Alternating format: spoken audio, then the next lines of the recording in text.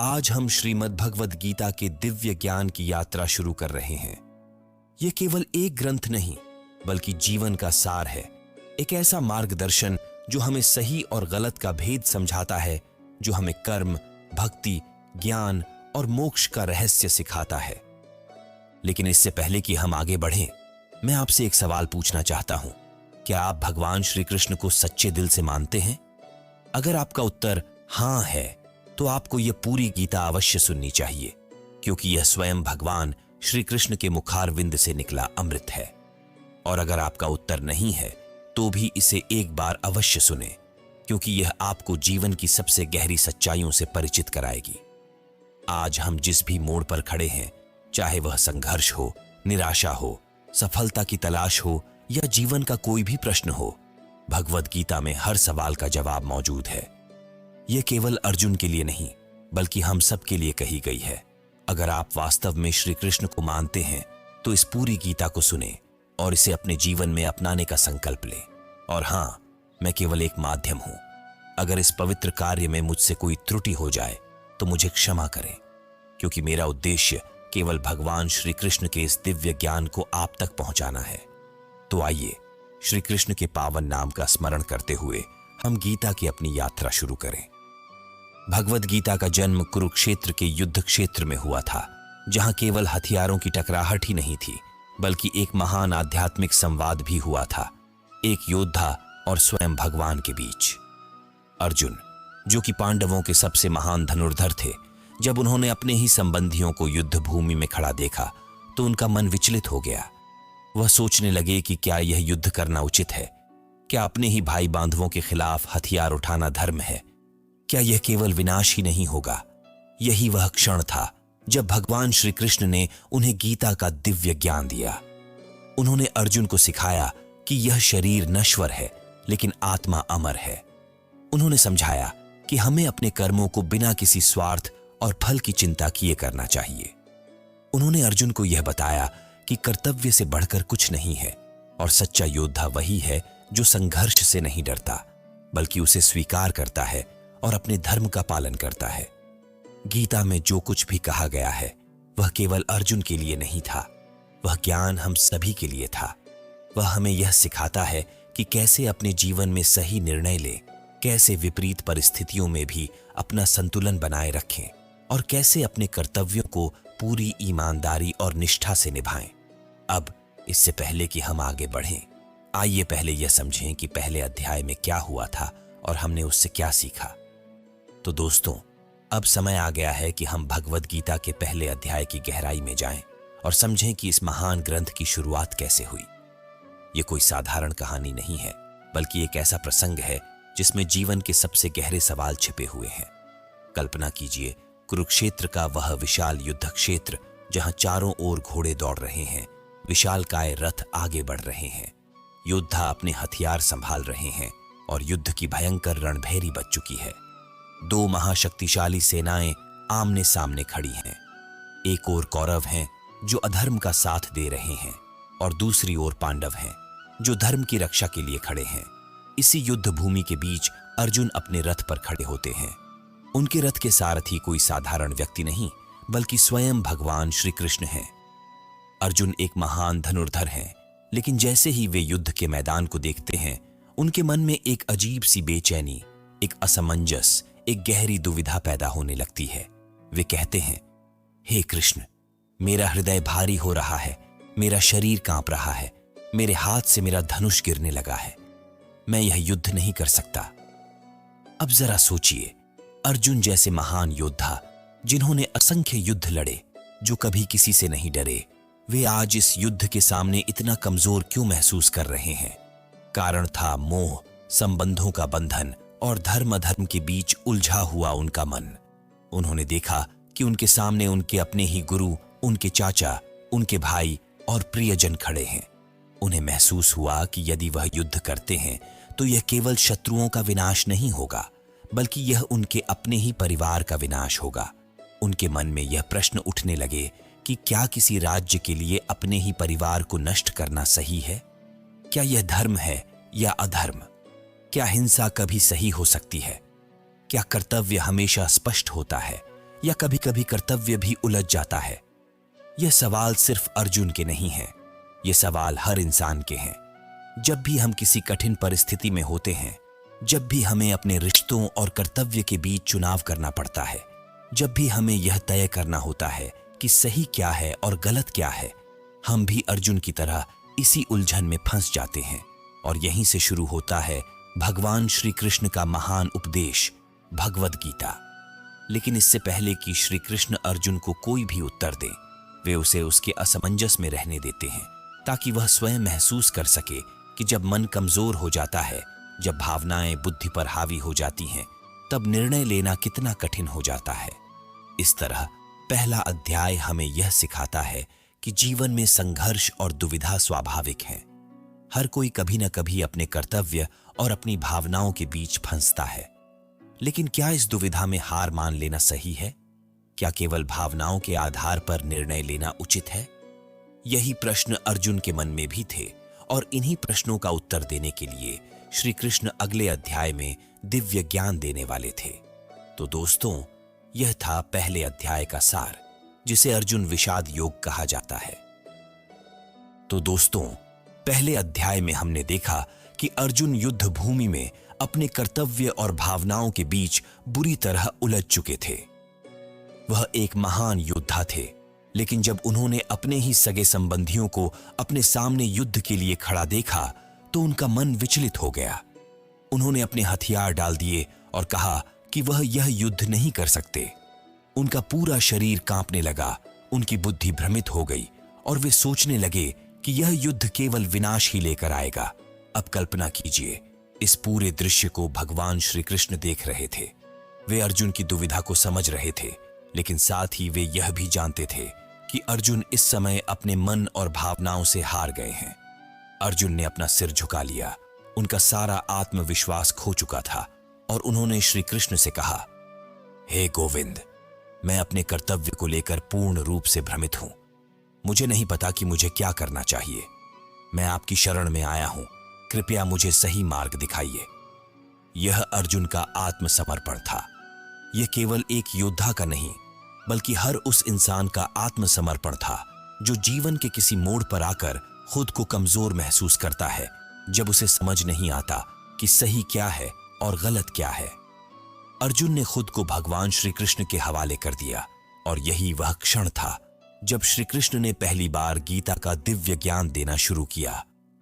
भगवान श्री कृष्ण ने एक शांत और स्थिर भाव से अर्जुन को देखा और मुस्कुराते हुए बोले, हे अर्जुन, तुम इस समय जिस मोह और शोक में डूबे हुए हो, वह केवल अज्ञानता के कारण है।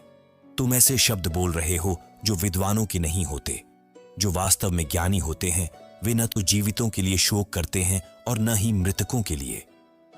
अब सोचिए, अर्जुन को अपने परिवार के सदस्यों के खोने का डर सता रहा था, लेकिन श्री कृष्ण ने सीधा उन्हें यह कह दिया कि जो वास्तव में ज्ञानी होते हैं, वे मृत्यु को लेकर शोक नहीं करते।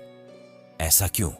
क्योंकि श्री कृष्ण ने इसके बाद जो सबसे महत्वपूर्ण बात कही, वह जीवन और मृत्यु के रहस्य को उजागर करती है।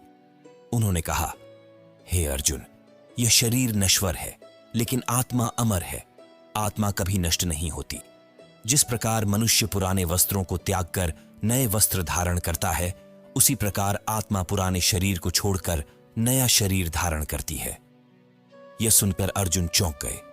उनके मन में जीवन और मृत्यु को लेकर जो भ्रम था, वह थोड़ा थोड़ा स्पष्ट होने लगा। श्री कृष्ण ने आगे कहा, जो जन्म लेता है उसकी मृत्यु निश्चित है, और जो मरता है उसका पुनर्जन्म निश्चित है। इसलिए जो चीज टाली नहीं जा सकती, उस पर शोक करना व्यर्थ है।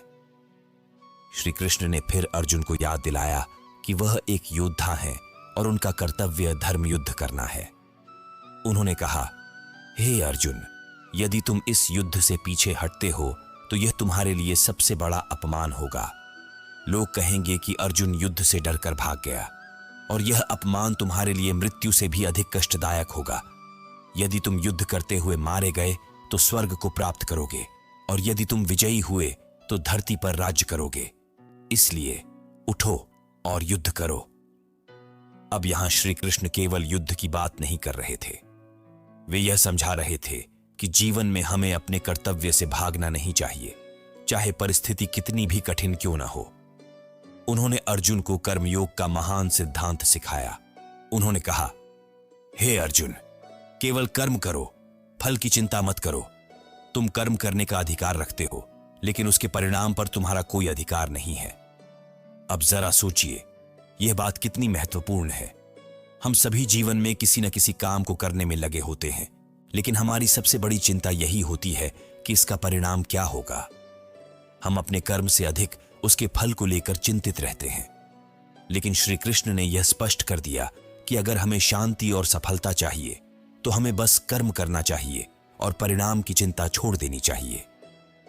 इसके बाद श्री कृष्ण ने अर्जुन को यह भी समझाया कि सच्चा योगी वह होता है जो जीवन में सुख और दुख, लाभ और हानि, जीत और हार को समान रूप से देखता है।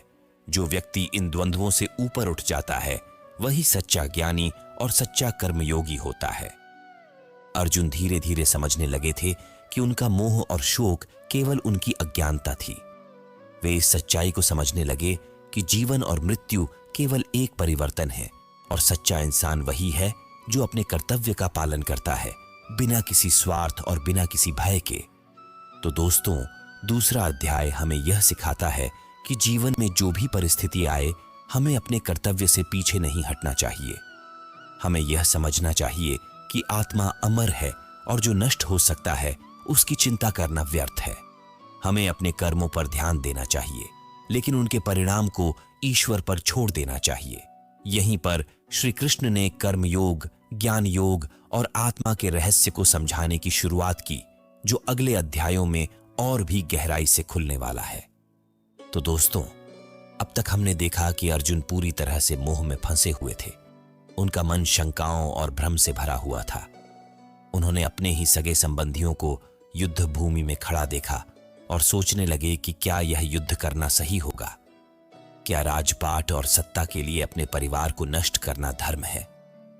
इसी दुविधा में वे भगवान श्री कृष्ण की शरण में गए और श्री कृष्ण ने उन्हें ज्ञान दिया कि आत्मा अमर है, शरीर नश्वर है और सच्चा योद्धा वही है जो अपने कर्तव्य से पीछे नहीं हटता। लेकिन दोस्तों, अब अर्जुन के मन में एक और सवाल उठने लगा। उन्होंने श्री कृष्ण से पूछा, हे माधव, यदि ज्ञान सबसे बड़ा है तो फिर आप मुझे युद्ध करने के लिए क्यों कह रहे हैं? यदि आत्मा अमर है और यह संसार माया है, तो क्या हमें बस ध्यान और ज्ञान में लीन नहीं हो जाना चाहिए?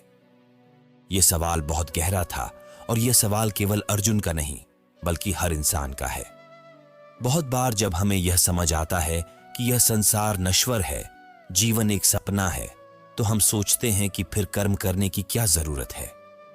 फिर हमें मेहनत करने की, संघर्ष करने की, आगे बढ़ने की क्या जरूरत है? यही सवाल अर्जुन ने भी किया। अब श्री कृष्ण मुस्कुराए और बोले, हे अर्जुन, इस संसार में कोई भी व्यक्ति कर्म किए बिना नहीं रह सकता। हर कोई किसी न किसी रूप में कर्म करता ही है। यदि कोई कहे कि वह कुछ नहीं कर रहा, तो भी वह कुछ न कुछ कर ही रहा है। इसलिए यह समझना जरूरी है कि कर्म क्या है और इसका सही स्वरूप क्या है। अब जरा सोचिए, कोई व्यक्ति कहे कि वह कुछ नहीं कर रहा, वह सिर्फ चुपचाप बैठा है, लेकिन क्या यह सच में संभव है? उसका शरीर सांस ले रहा है, उसका मन विचार कर रहा है, उसका हृदय धड़क रहा है, यानी वह किसी न किसी रूप में कर्म कर ही रहा है। श्री कृष्ण ने अर्जुन को समझाया कि यह संसार प्रकृति के नियमों से बंधा हुआ है और हर व्यक्ति किसी न किसी रूप में कर्म करने के लिए बाध्य है। इसलिए कर्म से भागना कोई समाधान नहीं है, बल्कि कर्म को सही तरीके से करना ही असली योग है। अब यहां एक सवाल उठता है, क्या सभी कर्म समान होते हैं? क्या हर कर्म हमें मुक्ति की ओर ले जाता है? श्री कृष्ण ने अर्जुन को बताया कि कर्म 3 प्रकार के होते हैं। पहला, सकाम कर्म, यानी वह कर्म जो किसी लालच या स्वार्थ के लिए किया जाता है। उदाहरण के लिए, अगर कोई सिर्फ धन कमाने के लिए काम करता है, बिना यह सोचे कि उसका काम किसी के लिए लाभदायक है या नहीं, तो यह सकाम कर्म कहलाता है। दूसरा, निष्काम कर्म, यानी वह कर्म जो पूरी निष्ठा और समर्पण से किया जाए, लेकिन बिना किसी स्वार्थ या फल की चिंता किए। जैसे कोई शिक्षक पूरी लगन से अपने विद्यार्थियों को पढ़ाता है, ये जाने बिना कि वे सफल होंगे या नहीं। तीसरा, अकर्म, यानी जो व्यक्ति अपने कर्तव्य से भागता है, जो यह सोचकर कोई भी कार्य नहीं करता कि उसका कोई महत्व नहीं है, वह अकर्म की श्रेणी में आता है। अब सोचिए, अगर एक किसान सिर्फ यह सोचकर खेती छोड़ दे कि बारिश होगी या नहीं, फसल अच्छी होगी या नहीं, तो क्या भोजन उत्पन्न होगा? अगर एक डॉक्टर यह सोचकर मरीजों का इलाज करना छोड़ दे कि मरीज बचेंगे या नहीं, तो क्या यह सही होगा? यही समझाने के लिए श्री कृष्ण ने कहा, हे अर्जुन, अपने कर्तव्य से कभी मत भागो। यदि तुम युद्ध से पीछे हटते हो तो यह कायरता होगी और यह तुम्हें अपयश देगा। अर्जुन अभी भी सोच में थे। उन्होंने श्री कृष्ण से पूछा, हे केशव, लेकिन अगर मुझे कर्म करना ही है तो फिर मुझे इसे किस भावना से करना चाहिए? अब यहां पर श्री कृष्ण ने सबसे महत्वपूर्ण उपदेश दिया, निष्काम कर्म योग। उन्होंने कहा, हे अर्जुन, तुम कर्म करो लेकिन फल की चिंता मत करो। तुम अपने कर्तव्य का पालन पूरी निष्ठा से करो, लेकिन उसके परिणाम की अपेक्षा मत रखो। अब जरा इसे अपनी जिंदगी से जोड़कर देखिए। मान लीजिए आप एक परीक्षा की तैयारी कर रहे हैं। अगर आप सिर्फ यह सोचते रहेंगे कि आपको कितने अंक मिलेंगे, तो आप कभी भी सही ढंग से पढ़ाई नहीं कर पाएंगे। लेकिन अगर आप केवल अपनी पढ़ाई पर ध्यान देंगे, बिना यह सोचे कि परिणाम क्या होगा, तो आप बेहतर तरीके से पढ़ सकेंगे। यही निष्काम कर्मयोग का सिद्धांत है। श्री कृष्ण ने अर्जुन को यह भी समझाया कि श्रेष्ठ पुरुषों को हमेशा ऐसे कर्म करने चाहिए जो समाज के लिए प्रेरणा बने। यदि राजा अपने कर्तव्य से विमुख हो जाए तो प्रजा का क्या होगा? अगर शिक्षक शिक्षा देना छोड़ दे तो विद्यार्थियों का क्या होगा? इसी तरह अगर अर्जुन जैसे योद्धा अपने कर्तव्य से पीछे हटेंगे तो समाज में अराजकता फैल जाएगी। भगवान श्री कृष्ण ने कहा, हे अर्जुन, मैं स्वयं इस संसार में अवतरित होकर भी कर्म करता हूं। यदि मैं कर्म करना छोड़ दूं तो यह संसार नष्ट हो जाएगा। इसलिए श्रेष्ठ पुरुष को सदैव सही कर्म करना चाहिए ताकि लोग उसका अनुसरण करें। अब दोस्तों, यहां पर हमें यह सीख मिलती है कि कर्म से कभी भागना नहीं चाहिए। चाहे परिस्थिति कैसी भी हो, हमें हमेशा अपने कर्तव्य का पालन करना चाहिए और उसका परिणाम ईश्वर पर छोड़ देना चाहिए। अर्जुन अब धीरे धीरे समझने लगे थे कि केवल ज्ञान प्राप्त करना ही काफी नहीं है, कर्म करना भी उतना ही आवश्यक है।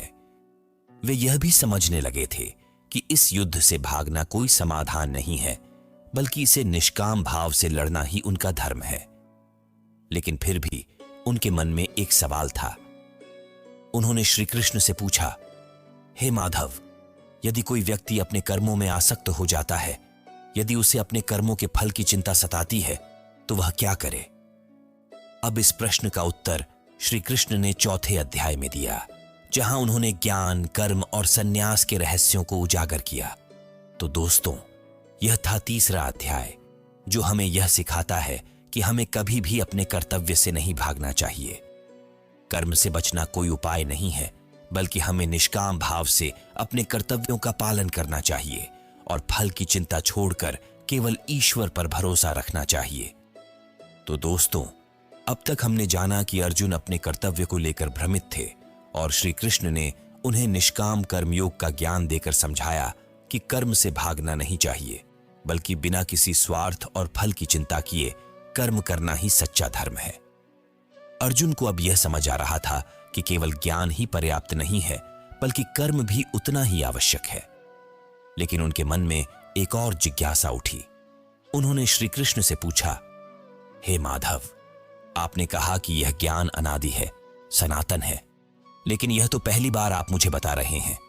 यह ज्ञान कब और कैसे उत्पन्न हुआ और इसे सबसे पहले किसे दिया गया था? अब यहां पर श्री कृष्ण ने सबसे गूढ़ रहस्य का उद्घाटन किया। वे बोले, हे अर्जुन, मैंने यह दिव्य ज्ञान सबसे पहले सूर्यदेव को दिया था। सूर्यदेव ने इसे मनु को दिया, मनु ने इसे राजा इक्ष्वाकु को दिया, और इस प्रकार यह ज्ञान गुरु शिष्य परंपरा से आगे बढ़ता गया। लेकिन कालांतर में यह ज्ञान लुप्त हो गया, इसलिए आज मैं तुम्हें यह सनातन सत्य फिर से सुना रहा हूं। अब जरा सोचिए, अर्जुन को यह सुनकर कितना आश्चर्य हुआ होगा। उन्होंने तुरंत श्री कृष्ण से प्रश्न किया, हे केशव, सूर्यदेव तो मुझसे बहुत पहले के हैं, फिर आपने यह ज्ञान उन्हें कैसे दिया? यहीं पर श्री कृष्ण ने अपना दिव्य रहस्य उजागर किया। उन्होंने कहा, हे अर्जुन, तुम और मैं दोनों कई जन्मों से इस संसार में आते रहे हैं, लेकिन तुम्हें अपने पूर्व जन्मों की स्मृति नहीं है, जबकि मुझे सब कुछ याद है। मैं इस संसार में तब तब जन्म लेता हूं जब जब धर्म की हानि होती है और अधर्म बढ़ता है। मैं हर युग में धर्म की स्थापना के लिए अवतरित होता हूं। अब दोस्तों, यह वह ज्ञान है जो हमें यह समझाता है कि भगवान का जन्म केवल एक साधारण मनुष्य की तरह नहीं होता, बल्कि वे अपने भक्तों की रक्षा और अधर्म के विनाश के लिए स्वयं इस धरती पर अवतरित होते हैं। श्री कृष्ण ने यह भी कहा कि वे हर युग में आते हैं जब जब संसार में अधर्म बढ़ जाता है और धर्म कमजोर हो जाता है। अब जरा इसे अपने जीवन से जोड़कर देखिए। क्या आज भी हम नहीं देखते कि दुनिया में अधर्म बढ़ रहा है, लोग सत्य से दूर जा रहे हैं और नैतिक मूल्यों की हानि हो रही है? यही कारण है कि हर युग में भगवान किसी न किसी रूप में प्रकट होते हैं, चाहे वह श्री राम के रूप में हो, श्री कृष्ण के रूप में हो, या फिर किसी अन्य दिव्य रूप में। श्री कृष्ण ने अर्जुन को यह भी समझाया कि जो व्यक्ति सच्चे मन से उनकी शरण में आता है, वे उसे मोक्ष प्रदान करते हैं। जो लोग माया और मोह के बंधनों में फंसे रहते हैं, वे संसार के चक्र में घूमते रहते हैं, लेकिन जो उन्हें आत्मसमर्पण कर देता है, उसे मुक्ति मिलती है। अर्जुन अभी भी एक बात को लेकर उलझन में थे। उन्होंने पूछा, हे गोविंद, यदि आपने इस ज्ञान को सबसे पहले सूर्य देव को दिया और यह ज्ञान इतना महत्वपूर्ण है, तो फिर लोग इसे क्यों भूल गए?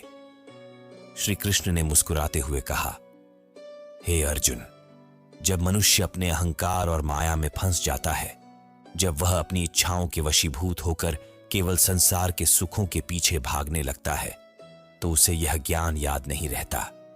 केवल वे ही इस ज्ञान को प्राप्त कर सकते हैं जो अपने अहंकार को छोड़कर सच्चे मन से इसकी खोज करते हैं। अब जरा सोचिए, यह बात कितनी सच है। जब हम अपने जीवन में केवल धन, मान सम्मान और सांसारिक सुखों के पीछे भागते हैं, तब हम अपने असली लक्ष्य को भूल जाते हैं। लेकिन जब हम अपने अंदर की आवाज को सुनते हैं, जब हम अपने जीवन के असली उद्देश्य की खोज करते हैं, तब हमें यह ज्ञान प्राप्त होता है। श्री कृष्ण ने आगे अर्जुन को एक और महत्वपूर्ण बात बताई। उन्होंने कहा, हे अर्जुन, इस संसार में हर कोई किसी न किसी प्रकार का कर्म करता ही है, लेकिन वह कर्म श्रेष्ठ तभी होता है जब उसे ज्ञान के साथ किया जाए। केवल कर्म करने से कुछ नहीं होगा जब तक वह सही दिशा में न किया जाए। अब इसे एक उदाहरण से समझते हैं। मान लीजिए दो लोग मेहनत कर रहे हैं। एक व्यक्ति मेहनत करता है, लेकिन उसे यह नहीं पता कि वह क्या कर रहा है और उसका लक्ष्य क्या है। दूसरा व्यक्ति मेहनत करता है, लेकिन उसे यह भी पता है कि उसका लक्ष्य क्या है, वह किस दिशा में जा रहा है और उसका अंतिम उद्देश्य क्या है। बताइए, कौन सफल होगा? बिल्कुल सही, वही व्यक्ति सफल होगा जो ज्ञान के साथ कर्म करेगा। यही बात श्री कृष्ण ने अर्जुन को समझाई। उन्होंने कहा, कर्म से भागना कोई समाधान नहीं है, लेकिन बिना ज्ञान के कर्म करना भी अज्ञानता है। इसलिए अपने कर्म को ज्ञान के प्रकाश में करो और यही तुम्हें परम लक्ष्य तक पहुंचाएगा। अब अर्जुन धीरे धीरे यह समझने लगे थे कि केवल युद्ध से भागना ही सही रास्ता नहीं है, बल्कि सही समझ के साथ अपने कर्तव्यों को निभाना ही असली योग है। लेकिन अभी भी उनके मन में कुछ और सवाल थे। उन्होंने पूछा, हे माधव, यदि यह ज्ञान इतना शक्तिशाली है, तो इसे प्राप्त करने का सही तरीका क्या है? कोई व्यक्ति इसे कैसे सीख सकता है? श्री कृष्ण ने उत्तर दिया, हे अर्जुन, यह ज्ञान केवल उसी को प्राप्त होता है जो श्रद्धा और विनम्रता के साथ सच्चे गुरु के पास जाता है। जो अहंकार को छोड़कर विनम्रता से सीखता है, वही इस ज्ञान को समझ सकता है। अब दोस्तों, यह बात बहुत महत्वपूर्ण है। आज भी हम देखते हैं कि जब कोई व्यक्ति वास्तव में सीखना चाहता है, तो वह गुरु की शरण में जाता है, वह अपने अहंकार को छोड़ता है और तब उसे सच्चा ज्ञान मिलता है। श्री कृष्ण ने अंत में अर्जुन को प्रेरित करते हुए कहा, हे अर्जुन, अब तुम यह सच्चा ज्ञान प्राप्त कर चुके हो। अब यह तुम्हारे ऊपर है कि तुम इसे स्वीकार करते हो या नहीं। लेकिन याद रखो, जो इस ज्ञान को समझकर कर्म करता है, वही जीवन के बंधनों से मुक्त हो जाता है। तो दोस्तों, यह था चौथा अध्याय, जिसमें श्री कृष्ण ने अर्जुन को बताया कि यह ज्ञान अनादि है। इसे गुरु शिष्य परंपरा के माध्यम से आगे बढ़ाया जाता है और सच्चा ज्ञान वही प्राप्त कर सकता है जो श्रद्धा और समर्पण के साथ इसे सीखने की इच्छा रखता है। उन्होंने यह भी समझाया कि भगवान समय समय पर इस संसार में अवतरित होते हैं, धर्म की स्थापना के लिए और अधर्म के विनाश के लिए। तो दोस्तों, अब तक हमने जाना कि श्री कृष्ण ने अर्जुन को यह समझाया कि यह ज्ञान अनादि है, इसे सूर्य देव से लेकर गुरु शिष्य परंपरा के माध्यम से आगे बढ़ाया गया है और जो सच्चे मन से इसका अध्ययन करता है वही इसे प्राप्त कर सकता है। उन्होंने यह भी बताया कि जब जब धर्म की हानि होती है और अधर्म बढ़ता है, तब वे स्वयं इस धरती पर अवतरित होते हैं। अर्जुन अब धीरे धीरे यह समझने लगे थे कि केवल कर्म ही सब कुछ नहीं है, बल्कि सही दिशा में, सही भाव से और ज्ञान के साथ किया गया कर्म ही सच्चा योग है। लेकिन उनके मन में अब भी एक सवाल था। उन्होंने श्री कृष्ण से पूछा, हे माधव, आपने पहले मुझे कर्मयोग के बारे में बताया और फिर आपने ज्ञान योग की भी बात की। अब मुझे यह स्पष्ट कीजिए कि इन दोनों में से कौन सा मार्ग सबसे श्रेष्ठ है। अब दोस्तों, यह सवाल बहुत महत्वपूर्ण है और यह सवाल आज भी हम सभी के मन में उठता है। जब हम आध्यात्मिकता की ओर बढ़ते हैं तो हमारे सामने दो रास्ते होते हैं। एक वह जिसमें हम अपने कर्तव्यों को निभाते हुए ध्यान और भक्ति में लीन होते हैं, और दूसरा वह जिसमें हम संसार के बंधनों से मुक्त होकर केवल ध्यान और ज्ञान में डूब जाते हैं। यही सवाल अर्जुन ने भी किया। श्री कृष्ण मुस्कुराए और बोले, हे अर्जुन, दोनों ही मार्ग श्रेष्ठ हैं, लेकिन कर्मयोग का मार्ग अधिक सरल और व्यावहारिक है। अब इसे एक उदाहरण से समझते हैं। मान लीजिए, दो लोग नदी पार करना चाहते हैं। एक व्यक्ति सोचता है कि वह पानी में बिना कुछ किए ही बह जाएगा और किनारे पहुंच जाएगा, जबकि दूसरा व्यक्ति नाव चलाना शुरू कर देता है और पूरी शक्ति से नदी को पार करने की कोशिश करता है। बताइए, कौन पहले किनारे पहुंचेगा? बिल्कुल सही, वही व्यक्ति जो कर्म करेगा, प्रयास करेगा, वही अपने लक्ष्य तक पहुंचेगा। यही बात श्री कृष्ण ने अर्जुन को समझाई कि ज्ञान योग का मार्ग कठिन है, क्योंकि उसमें व्यक्ति को पूरी तरह से संसार से विमुख होना पड़ता है। लेकिन कर्मयोग का मार्ग सरल है, क्योंकि उसमें व्यक्ति अपने कर्तव्यों का पालन करते हुए भी आध्यात्मिकता को प्राप्त कर सकता है। श्री कृष्ण ने आगे कहा, हे पार्थ, सन्यास केवल शरीर से सन्यास लेने का नाम नहीं है। सच्चा सन्यासी वही है जो अपने मन को संसार की इच्छाओं और आसक्तियों से मुक्त कर लेता है, चाहे वह किसी भी परिस्थिति में क्यों न हो। अब इसे एक और उदाहरण से समझते हैं। मान लीजिए, दो व्यक्ति हैं। एक व्यक्ति पर्वत पर चला गया और वहां अकेले ध्यान करने लगा, लेकिन उसका मन अब भी सांसारिक इच्छाओं से भरा हुआ है। दूसरा व्यक्ति शहर में रहकर अपने परिवार का पालन पोषण कर रहा है, अपने कर्तव्यों को निभा रहा है, लेकिन वह बिना किसी स्वार्थ और मोह के हर कार्य कर रहा है। बताइए, इनमें से सच्चा सन्यासी कौन है? सही जवाब है वह व्यक्ति जो संसार में रहते हुए भी अपने मन को शांत और स्थिर रखता है। यही कर्मयोग का रहस्य है। श्री कृष्ण ने अर्जुन को यह भी समझाया कि कर्मयोगी सच्चे अर्थों में मुक्त होता है। उन्होंने कहा, जो व्यक्ति अपने कर्मों को ईश्वर को समर्पित कर देता है, उसे कर्मों का कोई बंधन नहीं होता। वह किसी भी परिस्थिति में स्थित प्रज्ञ बना रहता है, सुख में अहंकार नहीं करता और दुख में निराश नहीं होता। अब जरा इसे अपनी जिंदगी से जोड़कर देखिए। अगर कोई व्यक्ति अपनी नौकरी में इस सोच के साथ काम करता है कि उसे सिर्फ वेतन चाहिए और अगर उसे मनचाही पदोन्नति न मिले तो वह दुखी हो जाता है। लेकिन अगर वही व्यक्ति यह सोचकर काम करे कि वह अपने कर्तव्य का पालन कर रहा है, परिणाम जो भी हो वह अपनी पूरी क्षमता लगा देगा, तो क्या वह कभी दुखी होगा? यही कर्मयोग है, पूर्ण समर्पण और निष्काम भाव से कर्म करना। श्री कृष्ण ने आगे कहा, हे अर्जुन, सच्चा योगी वही है जो हर व्यक्ति को समान दृष्टि से देखता है, जो न किसी से द्वेष करता है और न किसी से अत्यधिक लगाव रखता है। वह सोने और मिट्टी को एक समान मानता है। वह अपने मित्र और शत्रु में कोई भेदभाव नहीं करता। वह किसी भी परिस्थिति में शांत बना रहता है। अब सोचिए, यह कितनी बड़ी बात है। हम सभी अपने जीवन में भेदभाव करते हैं। हम अपनों को ज्यादा महत्व देते हैं और दूसरों को कम।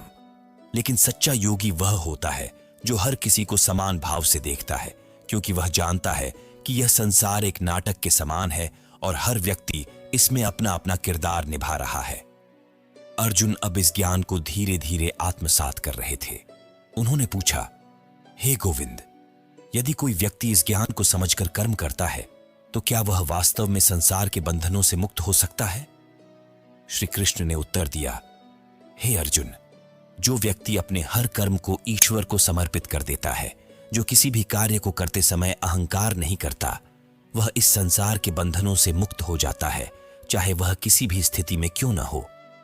अब दोस्तों, यहां से हमें यह सीख मिलती है कि सच्ची मुक्ति केवल ध्यान में लीन होने से नहीं मिलती, बल्कि अपने कर्तव्यों को सही भावना से निभाने से मिलती है। यह अध्याय हमें यह सिखाता है कि संन्यास केवल शरीर से नहीं, बल्कि मन से किया जाना चाहिए। श्री कृष्ण ने अंत में अर्जुन को प्रेरित करते हुए कहा, हे अर्जुन, अब तुम्हें यह ज्ञान प्राप्त हो चुका है। अब यह तुम्हारे ऊपर है कि तुम इसे अपनाते हो या नहीं। लेकिन याद रखना, जो इस ज्ञान को अपनाकर कर्म करता है वही जीवन के बंधनों से मुक्त हो जाता है। तो दोस्तों, यह था 5वां अध्याय, जिसमें श्री कृष्ण ने अर्जुन को कर्मयोग और सन्यास के बीच का भेद समझाया और बताया कि सच्चा सन्यासी वही है जो अपने मन को शांत और स्थिर रखता है, न कि वह जो केवल बाहरी रूप से संसार को त्याग देता है। उन्होंने यह भी बताया कि निष्काम भाव से कर्म करने वाला व्यक्ति ही वास्तव में मुक्त होता है और वही सच्चे आनंद को प्राप्त करता है। अब तक हमने जाना कि भगवान श्री कृष्ण ने अर्जुन को यह समझाया कि सच्चा सन्यास केवल संसार को त्यागने से नहीं, बल्कि अपने मन को शांत और स्थिर रखने से प्राप्त होता है। उन्होंने यह भी बताया कि कर्मयोग ही सबसे श्रेष्ठ मार्ग है, क्योंकि इसमें व्यक्ति अपने कर्तव्यों का पालन करते हुए भी आध्यात्मिक उन्नति प्राप्त कर सकता है। लेकिन अब अर्जुन के मन में एक और प्रश्न उठने लगा। उन्होंने श्री कृष्ण से पूछा, हे माधव, आपने कर्मयोग और सन्यास दोनों की महिमा बताई, लेकिन क्या कोई ऐसा मार्ग है जिससे व्यक्ति अपनी आत्मा को पूर्णतः ईश्वर से जोड़ सके? क्या ऐसा कोई तरीका है जिससे व्यक्ति हर परिस्थिति में शांत और आनंदित रह सके? अब दोस्तों, यह सवाल बहुत महत्वपूर्ण है, क्योंकि हम सभी अपने जीवन में किसी न किसी प्रकार के तनाव, चिंता और परेशानियों का सामना करते हैं। क्या कोई ऐसा उपाय है जिससे हम इन सभी समस्याओं से मुक्त होकर सच्ची शांति प्राप्त कर सकें? यहीं से भगवान श्री कृष्ण ने अर्जुन को ध्यान योग सिखाना शुरू किया। श्री कृष्ण ने कहा, हे अर्जुन, जो व्यक्ति बिना किसी स्वार्थ के कर्म करता है, जो अपने मन और इंद्रियों को वश में रखता है, जो न तो अति खाता है और न ही अति उपवास करता है, न अधिक सोता है और न ही अधिक जागता है, वही सच्चा योगी बन सकता है। अब इसे एक उदाहरण से समझते हैं। मान लीजिए कि कोई व्यक्ति साधना करना चाहता है, लेकिन वह या तो बहुत अधिक सोता है या बहुत कम सोता है, बहुत अधिक खाता है या बहुत कम खाता है, तो क्या वह अपने मन को नियंत्रित कर पाएगा? बिल्कुल नहीं। इसलिए श्री कृष्ण ने कहा कि योग का पहला नियम संतुलन है। श्री कृष्ण ने आगे बताया कि सच्चा योगी वही होता है जो अपनी चेतना को स्थिर कर लेता है और संसार की हर चीज को समान भाव से देखता है। अब जरा सोचिए, जब हम ध्यान में बैठते हैं तो हमारा मन इधर उधर भागने लगता है। कभी बीते हुए कल की बातें याद आती हैं, कभी भविष्य की चिंता सताने लगती है। लेकिन ध्यान योग का सार यही है कि मन को वर्तमान में स्थिर किया जाए, ताकि व्यक्ति आत्मा के सत्य को अनुभव कर सके। श्री कृष्ण ने अर्जुन को बताया कि सच्चा योगी वही होता है जो अपनी आत्मा में स्थित रहता है और किसी भी परिस्थिति में विचलित नहीं होता। अब इसे एक उदाहरण से समझते हैं। मान लीजिए कि कोई व्यक्ति बहुत धनी है और उसे अचानक बहुत बड़ी हानि हो जाती है।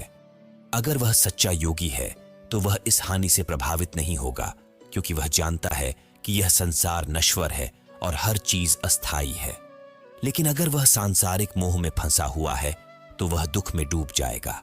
यही कारण है कि श्री कृष्ण ने अर्जुन से कहा, हे अर्जुन, सच्चा योगी वह है जो सोने और मिट्टी को समान दृष्टि से देखता है, जो अपने शत्रु और मित्र में कोई भेदभाव नहीं करता, जो न तो किसी से अत्यधिक प्रेम करता है और न ही किसी से घृणा करता है। अब सोचिए, यह कितना कठिन है। हम सभी अपनी पसंद और नापसंद के अनुसार लोगों को देखते हैं।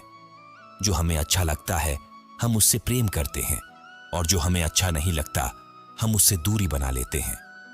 लेकिन सच्चा योगी वह होता है जो हर व्यक्ति को समान दृष्टि से देखता है, क्योंकि वह जानता है कि यह संसार केवल एक नाटक है और हर व्यक्ति यहां अपने अपने कर्मों का फल भोग रहा है। अब अर्जुन ने श्री कृष्ण से पूछा, हे गोविंद, क्या योगी और भक्त एक ही होते हैं? क्या जो व्यक्ति ध्यान करता है वही ईश्वर के सबसे निकट होता है? श्री कृष्ण ने उत्तर दिया, हे अर्जुन, जो व्यक्ति ईश्वर के प्रति प्रेम और श्रद्धा रखता है वही सबसे श्रेष्ठ योगी है। ध्यान योग केवल आत्म संयम का मार्ग नहीं है, बल्कि यह ईश्वर से जुड़ने का भी मार्ग है। जो व्यक्ति सच्चे मन से भक्ति करता है और अपने जीवन को ईश्वर के चरणों में समर्पित कर देता है, वही सच्चा योगी है।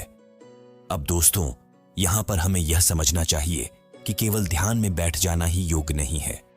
योग का असली अर्थ है अपने मन को पूरी तरह से ईश्वर के प्रति समर्पित कर देना। अगर कोई व्यक्ति दिन भर पूजा करता है लेकिन मन में द्वेष, क्रोध और अहंकार भरा हुआ है, तो क्या वह सच्चा योगी हो सकता है? बिल्कुल नहीं।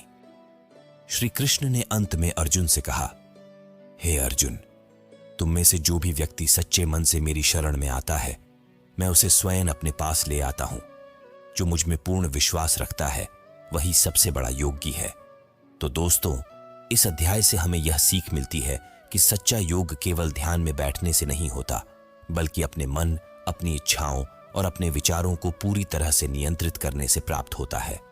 सच्चा योगी वह नहीं होता जो केवल सांसारिक चीजों को त्याग देता है, बल्कि वह होता है जो हर परिस्थिति में शांत रहता है, जो हर व्यक्ति को समान भाव से देखता है और जो बिना किसी स्वार्थ के ईश्वर की भक्ति करता है। यह अध्याय हमें यह भी सिखाता है कि योग केवल एक साधना नहीं है, बल्कि यह जीवन जीने की एक कला है। जब तक हमारा मन चंचल रहेगा, तब तक हम शांति अनुभव नहीं कर सकते। लेकिन जब हम अपने मन को स्थिर कर लेंगे, तब हम हर परिस्थिति में आनंद और शांति को अनुभव कर सकते हैं। अब अर्जुन यह समझने लगे थे कि केवल युद्ध से भागना कोई समाधान नहीं है। उन्होंने यह भी समझ लिया था कि सच्चा संन्यास केवल कर्म छोड़ देने से नहीं होता, बल्कि उसे निष्काम भाव से करने से प्राप्त होता है। लेकिन अब उनके मन में एक और प्रश्न उठ रहा था, भक्ति का मार्ग कितना महत्वपूर्ण है? क्या भक्ति ही सबसे सरल मार्ग है? अब श्री कृष्ण ने उन्हें भक्ति योग का महान ज्ञान देना शुरू किया, जो अगले अध्याय में आने वाला है।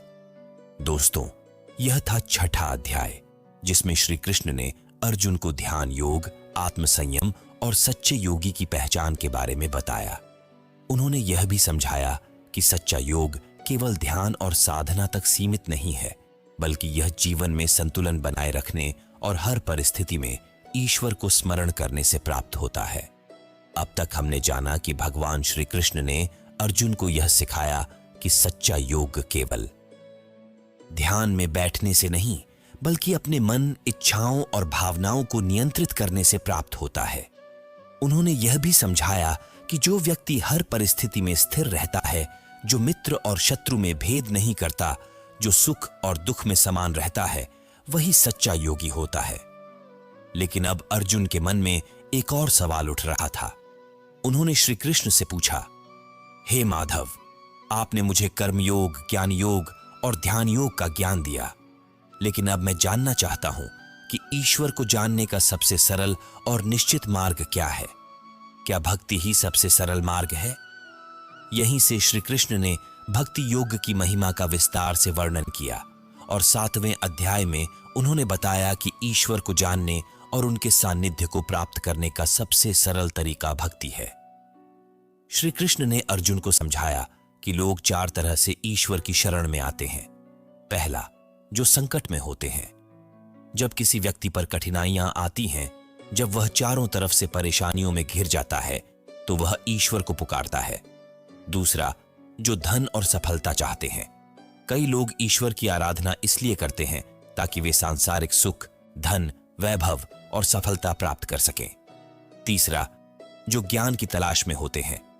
कुछ लोग यह जानना चाहते हैं कि ईश्वर क्या है, संसार का सत्य क्या है और आत्मा का स्वरूप क्या है। चौथा, जो सच्चे ज्ञानी होते हैं ये वे लोग होते हैं जो न केवल ईश्वर को जानते हैं बल्कि उनके प्रति पूर्ण समर्पण भाव रखते हैं। ये भक्त न तो किसी स्वार्थ से ईश्वर की भक्ति करते हैं और न ही किसी भय से, बल्कि केवल प्रेम के कारण ईश्वर की आराधना करते हैं। अब जरा सोचिए, क्या हम भी इन चार में से किसी एक श्रेणी में आते हैं? बहुत बार जब हमें कोई परेशानी होती है तभी हम भगवान को याद करते हैं। कभी कभी हम भगवान से कुछ मांगने के लिए प्रार्थना करते हैं, लेकिन बहुत कम लोग ऐसे होते हैं जो भगवान को केवल प्रेम और श्रद्धा के कारण पूजते हैं। अर्जुन ने श्री कृष्ण से पूछा, हे गोविंद, यदि आप इस संसार के सृजनहार हैं, यदि आप ही सब कुछ हैं, तो फिर लोग आपको क्यों नहीं पहचान पाते? श्री कृष्ण ने उत्तर दिया, हे अर्जुन, यह संसार माया से ढका हुआ है। यह माया इतनी शक्तिशाली है कि इसे पार करना बहुत कठिन है, लेकिन जो मेरी शरण में आता है वही इस माया को पार कर सकता है। अब इसे एक उदाहरण से समझते हैं। मान लीजिए कि कोई व्यक्ति गंदे पानी में खड़ा है और वह उस पानी को साफ करने की कोशिश कर रहा है, लेकिन जितना वह पानी को हिलाएगा पानी उतना ही अधिक गंदा होता जाएगा। अगर वह व्यक्ति धैर्य रखे और शांति से खड़ा रहे तो धीरे धीरे पानी स्वच्छ हो जाएगा। यही माया का सिद्धांत है। जब तक हम माया के प्रभाव में रहते हैं, जब तक हम सांसारिक इच्छाओं और मोह माया में उलझे रहते हैं, तब तक हमें ईश्वर का वास्तविक स्वरूप नहीं दिखता। लेकिन जब हम अपनी इंद्रियों को वश में रखते हैं, जब हम अपने अहंकार को छोड़ते हैं, तब हमें ईश्वर का वास्तविक दर्शन होता है। श्री कृष्ण ने अर्जुन को यह भी समझाया कि इस संसार में जो कुछ भी है वह उन्हीं से उत्पन्न हुआ है और उन्हीं में समाया हुआ है। उन्होंने कहा, हे अर्जुन, मैं जल में स्वाद हूं, सूर्य और चंद्रमा की रोशनी हूं, अग्नि की ऊष्मा हूं, ब्राह्मणों में ओंकार हूं, आकाश में ध्वनि हूं और मनुष्यों में पुरुषार्थ हूं। अब जरा सोचिए, जब हम जल पीते हैं और उसमें मिठास महसूस करते हैं तो वह मिठास कौन है? वह स्वयं श्री कृष्ण है। जब सूर्य की रोशनी हमें ऊर्जा देती है, जब चंद्रमा की शीतलता हमें शांति देती है, तो वह ऊर्जा और शांति कौन है? वह स्वयं श्री कृष्ण है। श्री कृष्ण ने अर्जुन से कहा, हे अर्जुन, मैं ही इस संसार का जन्मदाता हूं, मैं ही इसका पालन करता हूं और मैं ही इसे समाप्त करता हूं, लेकिन फिर भी मैं इस संसार से अछूता हूं। फिर उन्होंने यह बताया कि यह संसार 3 गुणों से संचालित होता है, सतोगुण, रजोगुण और तमोगुण। सतोगुण शुद्धता, ज्ञान और शांति का प्रतीक है। जो व्यक्ति इस गुण में रहता है वह ज्ञान की ओर बढ़ता है। रजोगुण लालसा, कर्म और भोग का प्रतीक है। यह व्यक्ति को कर्म के लिए प्रेरित करता है, लेकिन यह भी मोह में डाल सकता है। तमोगुण अज्ञानता, आलस्य और निष्क्रियता का प्रतीक है। जो व्यक्ति इस गुण में रहता है वह अपने जीवन को व्यर्थ कर देता है। अब इसे एक उदाहरण से समझते हैं। मान लीजिए कि 3 लोग एक ही परीक्षा की तैयारी कर रहे हैं। पहला व्यक्ति मेहनत से पढ़ाई करता है, लेकिन बिना किसी स्वार्थ के, केवल ज्ञान प्राप्त करने के लिए। यह सतोगुणी व्यक्ति है। दूसरा व्यक्ति पढ़ाई तो करता है, लेकिन केवल अच्छे अंक पाने के लिए, ताकि वह दूसरों से आगे निकल सके। यह रजोगुणी व्यक्ति है।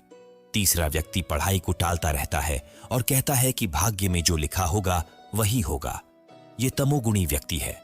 श्री कृष्ण ने अर्जुन से कहा, हे अर्जुन, जो मेरी शरण में आता है वह इन तीनों गुणों से ऊपर उठ जाता है और सच्ची मुक्ति प्राप्त करता है। अर्जुन यह समझने लगे थे कि ईश्वर को प्राप्त करने का सबसे सरल मार्ग भक्ति है। उन्होंने यह भी समझ लिया था कि यह संसार श्री कृष्ण से ही उत्पन्न हुआ है और उन्हीं में समाया हुआ है। लेकिन अब उनके मन में एक और प्रश्न था, क्या हर व्यक्ति ईश्वर को प्राप्त कर सकता है? क्या कोई भी व्यक्ति श्री कृष्ण की भक्ति कर सकता है? अब श्री कृष्ण ने उन्हें बताया कि हर व्यक्ति, चाहे वह किसी भी जाति, धर्म या वर्ग का हो, यदि सच्चे मन से उनकी भक्ति करता है तो वह उन्हें प्राप्त कर सकता है। उन्होंने कहा, जो भी प्रेम और श्रद्धा से मेरी भक्ति करता है मैं उसे स्वीकार करता हूं। मैं किसी से भेदभाव नहीं करता। अब जरा सोचिए, यह बात कितनी महत्वपूर्ण है। संसार में कई लोग यह सोचते हैं कि ईश्वर तक केवल विशेष लोग ही पहुंच सकते हैं, लेकिन श्री कृष्ण ने स्पष्ट कर दिया कि ईश्वर हर उस व्यक्ति को अपनाते हैं जो सच्चे मन से उनकी शरण में आता है। दोस्तों, यह था 7वां अध्याय, जिसमें श्री कृष्ण ने अर्जुन को यह बताया कि ईश्वर को जानने के लिए भक्ति ही सबसे सरल और श्रेष्ठ मार्ग है। उन्होंने यह भी समझाया कि यह संसार माया से ढका हुआ है और जब तक हम अपनी इच्छाओं और मोह से ऊपर नहीं उठेंगे, तब तक हमें ईश्वर का सच्चा स्वरूप नहीं दिखेगा। अब तक हमने जाना कि भगवान श्री कृष्ण ने अर्जुन को यह सिखाया कि ईश्वर को प्राप्त करने का सबसे सरल और श्रेष्ठ मार्ग भक्ति है। उन्होंने यह भी बताया कि यह संसार माया से ढका हुआ है और जब तक हम अपनी इच्छाओं और मोह से ऊपर नहीं उठते, तब तक हमें ईश्वर का सच्चा स्वरूप नहीं दिखता। अर्जुन अब धीरे धीरे इस ज्ञान को समझ रहे थे, लेकिन उनके मन में एक और गहरी जिज्ञासा उठी। उन्होंने श्री कृष्ण से पूछा, हे माधव, मुझे यह बताइए कि मृत्यु के समय क्या होता है? जब कोई व्यक्ति इस संसार को छोड़कर जाता है तो उसकी आत्मा का क्या होता है? क्या मृत्यु के समय मनुष्य जैसा सोचता है वैसा ही उसका अगला जन्म होता है? अब दोस्तों, यह सवाल बहुत महत्वपूर्ण है। हम सभी कभी न कभी यह सोचते हैं कि मृत्यु के बाद क्या होता है। क्या आत्मा नष्ट हो जाती है? क्या हमें अपने कर्मों का फल अगले जन्म में मिलता है? क्या कोई ऐसा तरीका है जिससे हम इस जन्म मरण के चक्र से मुक्त हो सकते हैं? यहीं से श्री कृष्ण ने अर्जुन को मृत्यु, आत्मा और परमात्मा का गूढ़ रहस्य समझाना शुरू किया। श्री कृष्ण ने कहा, हे अर्जुन, जो व्यक्ति अपने अंतिम समय में जिस भाव के साथ इस संसार को छोड़ता है, उसे उसी के अनुसार अगला जन्म मिलता है। जो व्यक्ति मृत्यु के समय केवल ईश्वर का स्मरण करता है, वह मेरे धाम को प्राप्त कर लेता है और फिर कभी जन्म मरण के चक्र में नहीं आता। अब इसे एक उदाहरण से समझते हैं। मान लीजिए कि कोई व्यक्ति पूरी जिंदगी धन कमाने में लगा रहा और जब उसकी मृत्यु का समय आया तो उसके मन में केवल धन की चिंता थी। ऐसे व्यक्ति को अगले जन्म में वैसा ही जीवन मिलता है जिसमें वह फिर से धन संपत्ति के पीछे भागता है। लेकिन यदि कोई व्यक्ति अपने अंतिम समय में ईश्वर का स्मरण करता है तो वह ईश्वर के धाम को प्राप्त कर सकता है। श्री कृष्ण ने अर्जुन को यह भी समझाया कि मृत्यु का क्षण बहुत महत्वपूर्ण होता है, क्योंकि यह तय करता है कि आत्मा को अगला जन्म कहां मिलेगा। उन्होंने कहा, हे अर्जुन, यदि कोई व्यक्ति मृत्यु के समय एकाग्र चित्त से मेरा स्मरण करता है तो वह सीधे मेरे धाम को प्राप्त करता है, जहां से फिर कभी लौटना नहीं पड़ता। लेकिन यदि कोई सांसारिक इच्छाओं से भरा हुआ इस संसार को छोड़ता है तो उसे अपने कर्मों के अनुसार अगला जन्म मिलता है। अब जरा सोचिए, जब कोई व्यक्ति जीवन भर सांसारिक सुखों में डूबा रहता है और अंत समय में अचानक भगवान को याद करता है, तो क्या उसे मुक्ति मिल सकती है? नहीं, क्योंकि मृत्यु के समय मन वही सोचता है जो जीवन भर उसके मन में गहराई से बैठा होता है। इसलिए श्री कृष्ण ने कहा कि हमें हर समय ईश्वर को स्मरण करना चाहिए, ताकि जब मृत्यु का समय आए तो हमारा मन केवल ईश्वर में स्थित हो। अर्जुन ने फिर पूछा, हे गोविंद, आपका धाम क्या है? क्या कोई व्यक्ति आपके धाम को प्राप्त करने के बाद पुनः जन्म ले सकता है? श्री कृष्ण ने उत्तर दिया, हे अर्जुन, मेरा धाम अनादि और अविनाशी है। जो भी व्यक्ति एक बार मेरे धाम को प्राप्त कर लेता है, वह फिर कभी इस संसार में जन्म नहीं लेता। यह संसार नश्वर है, लेकिन जो मेरी शरण में आता है वह इस जन्म मरण के चक्र से मुक्त हो जाता है और सदा के लिए मोक्ष को प्राप्त कर लेता है। अब इसे एक और उदाहरण से समझते हैं। मान लीजिए कि एक व्यक्ति किसी परीक्षा की तैयारी कर रहा है।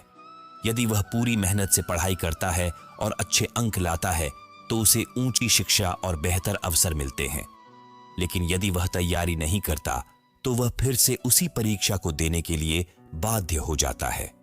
इसी तरह जो व्यक्ति अपने जीवन में ईश्वर का ध्यान करता है और उनके प्रति समर्पित रहता है, वह इस संसार के चक्र से मुक्त हो जाता है।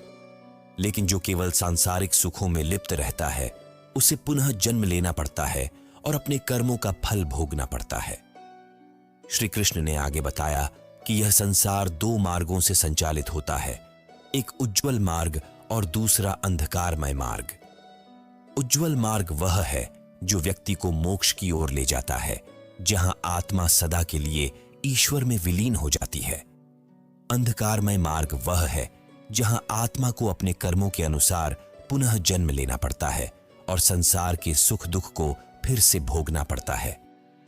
श्री कृष्ण ने अर्जुन को यह भी बताया कि वे स्वयं इस सृष्टि के कर्ता धर्ता हैं। उन्होंने कहा, हे अर्जुन, मैं ही इस संसार की उत्पत्ति करता हूं और मैं ही इसे समाप्त करता हूं। मैं ही सभी प्राणियों का आश्रय हूं। जो मेरी शरण में आता है उसे किसी भी प्रकार का भय नहीं होता। अब इसे एक और उदाहरण से समझते हैं। मान लीजिए कि एक छोटा बच्चा अपनी मां की गोद में होता है तो वह किसी भी चीज से डरता नहीं है, क्योंकि उसे पता होता है कि उसकी मां उसकी रक्षा करेगी। उसी तरह जो व्यक्ति सच्चे मन से भगवान श्री कृष्ण की शरण में आता है उसे किसी भी चीज से डरने की आवश्यकता नहीं होती। अर्जुन अब यह समझने लगे थे कि मृत्यु केवल शरीर का अंत है, आत्मा का नहीं। उन्होंने यह भी समझ लिया था कि मृत्यु के समय मनुष्य का मन जिस भाव में होता है वही उसका अगला जन्म तय करता है। लेकिन अब उनके मन में एक और प्रश्न उठा।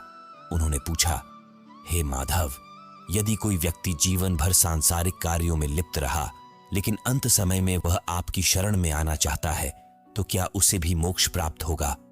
श्री कृष्ण ने मुस्कुराकर उत्तर दिया, हे अर्जुन, मैं अपने भक्तों के लिए सदैव उपलब्ध हूं। यदि कोई व्यक्ति अंतिम समय में भी सच्चे मन से मेरी शरण में आता है तो मैं उसे अपने धाम में स्थान देता हूं। लेकिन यह भी सत्य है कि यदि कोई जीवन भर मेरी भक्ति में लीन रहता है तो उसके लिए यह मार्ग और भी आसान हो जाता है। अब दोस्तों, यहां से हमें यह सीख मिलती है कि हमें केवल अंतिम समय में भगवान को याद नहीं करना चाहिए, बल्कि हर समय हर परिस्थिति में उनका स्मरण करना चाहिए। जब हम जीवन भर ईश्वर को याद करते हैं तो मृत्यु के समय हमारा मन स्वाभाविक रूप से उनके प्रति समर्पित रहता है और हमें मोक्ष की प्राप्ति होती है। तो दोस्तों, यह था 8वां अध्याय, जिसमें श्री कृष्ण ने अर्जुन को यह बताया कि मृत्यु के समय व्यक्ति का मन जिस भाव में होता है वही उसके अगले जन्म को निर्धारित करता है। उन्होंने यह भी बताया कि जो व्यक्ति मृत्यु के समय ईश्वर को स्मरण करता है वह जन्म मरण के चक्र से मुक्त हो जाता है और ईश्वर के परम धाम को प्राप्त कर लेता है। दोस्तों, अब तक हमने जाना कि भगवान श्री कृष्ण ने अर्जुन को यह समझाया कि मृत्यु के समय व्यक्ति जिस भाव में रहता है वही उसके अगले जन्म को निर्धारित करता है। उन्होंने यह भी बताया कि जो व्यक्ति अपने अंतिम समय में सच्चे मन से ईश्वर को स्मरण करता है वह जन्म मरण के चक्र से मुक्त होकर श्री कृष्ण के परम धाम को प्राप्त कर लेता है। लेकिन अब अर्जुन के मन में एक और सवाल था। उन्होंने श्री कृष्ण से पूछा, हे माधव, क्या हर कोई आपको प्राप्त कर सकता है? क्या सभी के लिए मोक्ष का द्वार खुला है? अब दोस्तों, यह सवाल बहुत महत्वपूर्ण है, क्योंकि अक्सर लोग यह सोचते हैं कि ईश्वर केवल कुछ विशेष लोगों के लिए हैं। केवल वे ही उनका साक्षात्कार कर सकते हैं जो विशेष रूप से तपस्वी हैं या जो समाज में उच्च स्थान रखते हैं। लेकिन इस अध्याय में श्री कृष्ण ने यह स्पष्ट किया कि ईश्वर सबके लिए हैं। वे हर किसी को समान रूप से स्वीकार करते हैं, चाहे वह किसी भी जाति, धर्म, वर्ग या स्थिति का क्यों न हो। श्री कृष्ण ने अर्जुन से कहा, हे अर्जुन, अब मैं तुम्हें राजविद्या, राजगुह्य ज्ञान दूंगा। यह सबसे गुप्त और सबसे महान ज्ञान है। यह ज्ञान इतना पवित्र है कि इसे जानने के बाद कोई भी व्यक्ति मोक्ष प्राप्त कर सकता है। अब जरा सोचिए, श्री कृष्ण ने इसे राजविद्या और राजगुह्य यानी सबसे गोपनीय और सबसे महत्वपूर्ण ज्ञान क्यों कहा? क्योंकि यह ज्ञान व्यक्ति को सीधे ईश्वर तक पहुंचने का मार्ग दिखाता है। यह ज्ञान हमें बताता है कि ईश्वर को प्राप्त करने के लिए केवल कठिन तपस्या, यज्ञ या जप करने की आवश्यकता नहीं है, बल्कि सच्चे मन से भक्ति करना ही सबसे सरल और प्रभावी मार्ग है। श्री कृष्ण ने आगे कहा, हे अर्जुन, यह संपूर्ण ब्रह्मांड मुझसे व्याप्त है, लेकिन मैं इसमें बंधा नहीं हूं। मैं इस सृष्टि को उत्पन्न करता हूं, मैं ही इसे धारण करता हूं और मैं ही इसे समाप्त करता हूं, लेकिन फिर भी मैं इस संसार से अछूता रहता हूं। अब इसे एक उदाहरण से समझते हैं। मान लीजिए कि एक मछली समुद्र में रहती है, लेकिन समुद्र मछली पर निर्भर नहीं करता। उसी तरह यह संसार श्री कृष्ण की शक्ति से चलता है, लेकिन वे स्वयं इस संसार के प्रभाव से मुक्त रहते हैं। फिर श्री कृष्ण ने अर्जुन से कहा, हे अर्जुन, इस संसार में 3 प्रकार के लोग होते हैं। कुछ लोग मुझे नहीं पहचानते, वे अज्ञानी होते हैं और मेरी दिव्यता को नहीं समझते। कुछ लोग मेरी पूजा करते हैं, लेकिन स्वार्थ के कारण वे फल की इच्छा रखते हैं। और कुछ लोग मुझसे निष्काम प्रेम करते हैं, वे सच्चे भक्त होते हैं। अब जरा सोचिए, हम में से कितने लोग भगवान की पूजा केवल इस कारण करते हैं कि हमें उनसे कुछ चाहिए।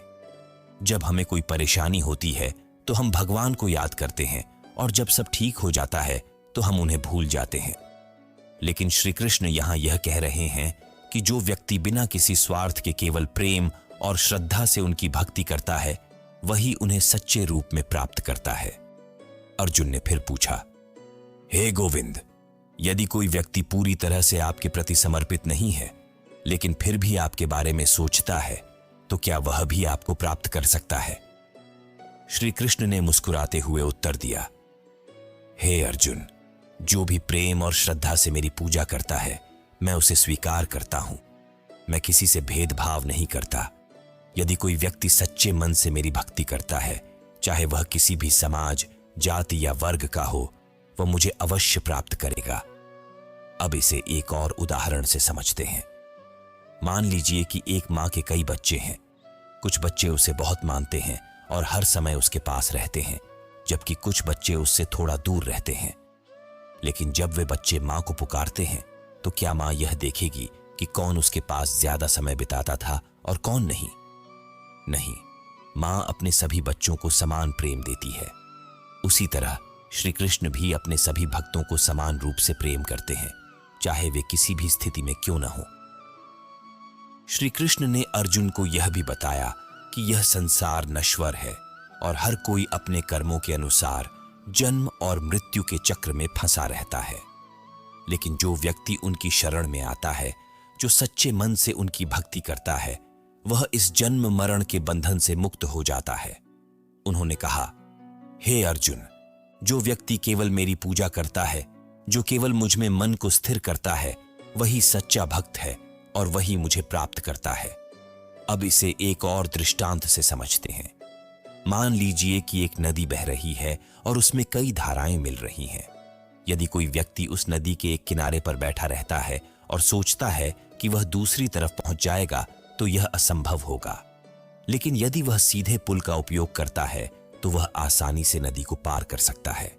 उसी तरह यदि कोई व्यक्ति केवल भक्ति के मार्ग को अपनाता है और श्री कृष्ण की शरण में जाता है, तो वह इस संसार के बंधनों से मुक्त हो सकता है। अर्जुन अब समझने लगे थे कि ईश्वर को प्राप्त करने के लिए किसी विशेष योग्यता की आवश्यकता नहीं है। कोई भी, चाहे वह अमीर हो या गरीब, ज्ञानी हो या अज्ञानी, किसी भी स्थिति में हो, यदि वह सच्चे मन से श्री कृष्ण की शरण में आता है, तो उसे ईश्वर की कृपा प्राप्त होती है। श्री कृष्ण ने अंत में अर्जुन से कहा, हे अर्जुन, तुम मेरी भक्ति करो, मेरे प्रति समर्पित हो जाओ, मेरे स्मरण में रहो और मैं तुम्हें स्वयं अपने धाम में ले जाऊंगा। अब दोस्तों, यहां से हमें यह सीख मिलती है कि ईश्वर को प्राप्त करने के लिए हमें किसी विशेष विधि या कठिन साधना की आवश्यकता नहीं है। हमें केवल सच्चे मन से, निष्काम भाव से, प्रेम और श्रद्धा से उनकी भक्ति करनी है। जो व्यक्ति बिना किसी स्वार्थ के भगवान की भक्ति करता है, उसे श्री कृष्ण स्वयं अपनी शरण में ले लेते हैं। यह था 9वां अध्याय, जिसमें श्री कृष्ण ने अर्जुन को यह बताया कि ईश्वर किसी से भेदभाव नहीं करते। वे सभी के लिए उपलब्ध हैं, चाहे कोई भी व्यक्ति हो। उन्होंने यह भी समझाया कि सच्ची भक्ति ही मोक्ष का सबसे सरल और श्रेष्ठ मार्ग है। तो दोस्तों, अब तक हमने जाना कि भगवान श्री कृष्ण ने अर्जुन को यह समझाया कि भक्ति ही ईश्वर को पाने का सबसे सरल और श्रेष्ठ मार्ग है। उन्होंने बताया कि जो व्यक्ति बिना किसी स्वार्थ के केवल प्रेम और श्रद्धा से उनकी भक्ति करता है, वे उसे अपनी शरण में ले लेते हैं। श्री कृष्ण ने यह भी स्पष्ट किया कि ईश्वर किसी से भेदभाव नहीं करते, वे सभी के लिए समान रूप से उपलब्ध हैं। अर्जुन अब यह समझने लगे थे कि श्री कृष्ण केवल एक साधारण व्यक्ति नहीं है, बल्कि वे स्वयं सृष्टि के मूल कारण हैं। लेकिन अब उनके मन में एक और गहरी जिज्ञासा उत्पन्न हुई। उन्होंने श्री कृष्ण से पूछा, हे माधव, आपने अब तक जो कुछ भी कहा उससे मैं यह समझ चुका हूं कि आप केवल एक साधारण राजा या योद्धा नहीं हैं। आप निश्चित रूप से इस समस्त ब्रह्मांड के आधार हैं। लेकिन क्या आप मुझे विस्तार से बता सकते हैं कि आपकी दिव्य शक्तियां क्या हैं? आप किस प्रकार इस संपूर्ण सृष्टि में विद्यमान हैं? अब दोस्तों, यह सवाल बहुत महत्वपूर्ण है। हम सभी यह जानना चाहते हैं कि ईश्वर वास्तव में कौन है, वे कैसे कार्य करते हैं और उनका वास्तविक स्वरूप क्या है। हम अक्सर सोचते हैं कि ईश्वर केवल मंदिरों में है या केवल पूजा पाठ के माध्यम से प्राप्त किए जा सकते हैं। लेकिन इस अध्याय में श्री कृष्ण ने स्पष्ट किया कि वे केवल मंदिरों तक सीमित नहीं हैं, बल्कि वे इस संपूर्ण सृष्टि में हर जगह व्याप्त हैं। श्री कृष्ण ने मुस्कुराते हुए अर्जुन से कहा, हे अर्जुन, अब मैं तुम्हें अपने दिव्य स्वरूप और अपनी अपार शक्तियों के बारे में विस्तार से बताऊंगा। यह संसार मेरी ही शक्ति से चल रहा है। मैं ही इस ब्रह्मांड की उत्पत्ति का कारण हूं। मैं ही इसे धारण करता हूं और मैं ही इसका संहार करता हूं। अब जरा सोचिए, जब हम सूर्य की गर्मी महसूस करते हैं, जब हम जल में मिठास का अनुभव करते हैं, जब हम हवा की हल्की ठंडक को महसूस करते हैं, तो क्या यह सब अलग अलग शक्तियां हैं? नहीं, यह सभी श्री कृष्ण की ही शक्तियां हैं। श्री कृष्ण ने आगे कहा, हे अर्जुन, मैं ही सभी प्राणियों के हृदय में स्थित हूं। मैं ही उनकी बुद्धि, उनकी शक्ति और उनके विचारों को प्रेरित करता हूं। मैं ही ऋषियों की बुद्धिमत्ता हूं। मैं ही योद्धाओं की शक्ति हूं। मैं ही भक्तों की श्रद्धा हूं और मैं ही सन्यासियों का वैराग्य हूं। अब इसे एक उदाहरण से समझते हैं। मान लीजिए कि एक पेड़ खड़ा है और उसमें कई शाखाएं हैं। उन शाखाओं पर हजारों पत्ते लगे हुए हैं। क्या वे सभी पत्ते अलग अलग पेड़ों से जुड़े हैं? नहीं, वे सभी एक ही मूल तने से जुड़े हुए हैं। उसी तरह ये संपूर्ण सृष्टि अलग अलग नहीं है, बल्कि यह एक ही ईश्वर से उत्पन्न हुई है और उसी में समाई हुई है। श्री कृष्ण ने अर्जुन को यह भी बताया कि वे इस संसार की प्रत्येक चीज में व्याप्त हैं। उन्होंने कहा, हे अर्जुन, मैं ही जल में स्वाद हूं। मैं ही सूर्य और चंद्रमा की रोशनी हूं। मैं ही अग्नि की ऊष्मा हूं। मैं ही आकाश में ध्वनि हूं। मैं ही पृथ्वी पर जीवन का आधार हूं। अब जरा सोचिए, जब आप कोई फल खाते हैं और उसमें मिठास महसूस करते हैं, तो वह मिठास कहां से आती है? वह स्वयं श्री कृष्ण है। जब सूर्य की किरणें धरती पर पड़ती हैं और जीवन को ऊर्जा प्रदान करती हैं, तो वह ऊर्जा कौन है? वह स्वयं श्री कृष्ण है। फिर श्री कृष्ण ने अर्जुन से कहा, हे अर्जुन, मैं ही इस संसार की प्रत्येक महान वस्तु में सर्वोत्तम रूप में प्रकट होता हूं। मैं ही समस्त वेदों का ज्ञान हूं। मैं ही देवताओं में इंद्र हूं। मैं ही ऋषियों में नारद हूं। मैं ही पर्वतों में हिमालय हूं। मैं ही नदियों में गंगा हूं। मैं ही वृक्षों में पीपल का वृक्ष हूं और मैं ही पशुओं में सिंह हूं। अब इसे एक और दृष्टांत से समझते हैं। मान लीजिए कि किसी विद्यालय में सैकड़ों विद्यार्थी हैं। उन सभी में कुछ न कुछ विशेष गुण होते हैं, लेकिन हर कक्षा में एक ऐसा विद्यार्थी होता है जो सबसे श्रेष्ठ होता है। उसी तरह इस संसार में प्रत्येक चीज में कुछ न कुछ विशेषता होती है, लेकिन श्री कृष्ण उनमें सर्वोत्तम रूप में प्रकट होते हैं। श्री कृष्ण ने आगे बताया कि वे प्रत्येक व्यक्ति के हृदय में स्थित हैं और उनकी प्रेरणा से ही सभी कार्य करते हैं। उन्होंने कहा, हे अर्जुन, मैं ही मनुष्यों की बुद्धि हूं। मैं ही उनकी स्मृति और उनका ज्ञान हूं और मैं ही वह शक्ति हूं जो उन्हें सही और गलत का निर्णय करने की क्षमता देती है। अब जरा सोचिए, जब हम कोई महत्वपूर्ण निर्णय लेते हैं, जब हमें किसी कार्य को करने की प्रेरणा मिलती है, तो वह प्रेरणा कहां से आती है? वह स्वयं श्री कृष्ण से आती है। लेकिन जब हम अपने अहंकार में यह सोचने लगते हैं कि हम सब कुछ अपने बल पर कर रहे हैं, तो हम ईश्वर से दूर हो जाते हैं। श्री कृष्ण ने अंत में अर्जुन से कहा, हे अर्जुन, मैं ही इस संपूर्ण सृष्टि का कारण हूं, लेकिन फिर भी मैं इससे अछूता रहता हूं। मैं ही प्रत्येक वस्तु में विद्यमान हूं, लेकिन फिर भी मैं किसी एक चीज में सीमित नहीं हूं। अब इसे एक और उदाहरण से समझते हैं। मान लीजिए कि एक समुद्र है और उसमें अनगिनत लहरें उठ रही हैं। क्या उन लहरों का अस्तित्व समुद्र से अलग है? नहीं, वे सभी समुद्र का ही भाग हैं, लेकिन समुद्र उन लहरों से अलग भी है। उसी तरह यह संपूर्ण सृष्टि श्री कृष्ण से उत्पन्न हुई है, लेकिन वे इस संसार से अलग भी हैं। तो दोस्तों, इस अध्याय से हमें यह सीख मिलती है कि ईश्वर केवल मंदिरों तक सीमित नहीं है, बल्कि वे इस संपूर्ण सृष्टि में व्याप्त हैं। हमें केवल उन्हें पहचानने की आवश्यकता है। जब हम जल में मिठास का अनुभव करें, जब हम सूर्य की रोशनी में गर्मी महसूस करें, जब हम किसी सुंदर फूल को देखें, तो हमें यह समझना चाहिए कि यह सब श्री कृष्ण की ही विभूतियां हैं। अब अर्जुन यह समझने लगे थे कि श्री कृष्ण केवल उनके मित्र या मार्गदर्शक नहीं हैं, बल्कि वे स्वयं परमेश्वर हैं, जो इस संपूर्ण ब्रह्मांड के आधार हैं। लेकिन अब उनके मन में एक और प्रश्न उठ रहा था। उन्होंने श्री कृष्ण से पूछा, हे माधव, यदि आप इस संपूर्ण ब्रह्मांड में व्याप्त हैं, तो क्या आप मुझे अपने वास्तविक स्वरूप का दर्शन करा सकते हैं? अब श्री कृष्ण ने अर्जुन को अपने विराट रूप का दर्शन कराने का निर्णय लिया, जो अगले अध्याय में प्रकट होने वाला है। यह था 10वां अध्याय, जिसमें श्री कृष्ण ने अर्जुन को यह बताया कि वे इस संपूर्ण सृष्टि में व्याप्त हैं। उन्होंने यह भी बताया कि वे प्रत्येक वस्तु में श्रेष्ठ रूप में प्रकट होते हैं और हर व्यक्ति के हृदय में स्थित हैं। तो दोस्तों, अब तक हमने जाना कि भगवान श्री कृष्ण ने अर्जुन को यह बताया कि वे केवल एक साधारण व्यक्ति या राजा नहीं हैं, बल्कि वे स्वयं संपूर्ण ब्रह्मांड के आधार हैं। अर्जुन अब यह समझने लगे थे कि श्री कृष्ण केवल उनके मित्र या मार्गदर्शक नहीं, बल्कि स्वयं परमेश्वर हैं। लेकिन अब उनके मन में एक और जिज्ञासा उत्पन्न हुई। उन्होंने श्री कृष्ण से पूछा, हे माधव, आपने मुझे अपने दिव्य स्वरूप के बारे में बहुत कुछ बताया, लेकिन क्या आप मुझे अपनी वास्तविक शक्ति और अपने विराट रूप का प्रत्यक्ष दर्शन करा सकते हैं? अब दोस्तों, यह वह क्षण था जब श्री कृष्ण ने अर्जुन को अपने विराट रूप का दर्शन देने का निर्णय लिया। यह केवल एक दिव्य अनुभव नहीं था, बल्कि यह संपूर्ण ब्रह्मांड के रहस्यों को उजागर करने वाला दृश्य था। श्री कृष्ण ने अर्जुन से कहा, हे पार्थ, यदि तुम मेरे वास्तविक स्वरूप को देखना चाहते हो, तो मैं तुम्हें दिव्य दृष्टि प्रदान करूंगा, क्योंकि मेरे इस विराट रूप को केवल अपनी सामान्य आंखों से देख पाना संभव नहीं है।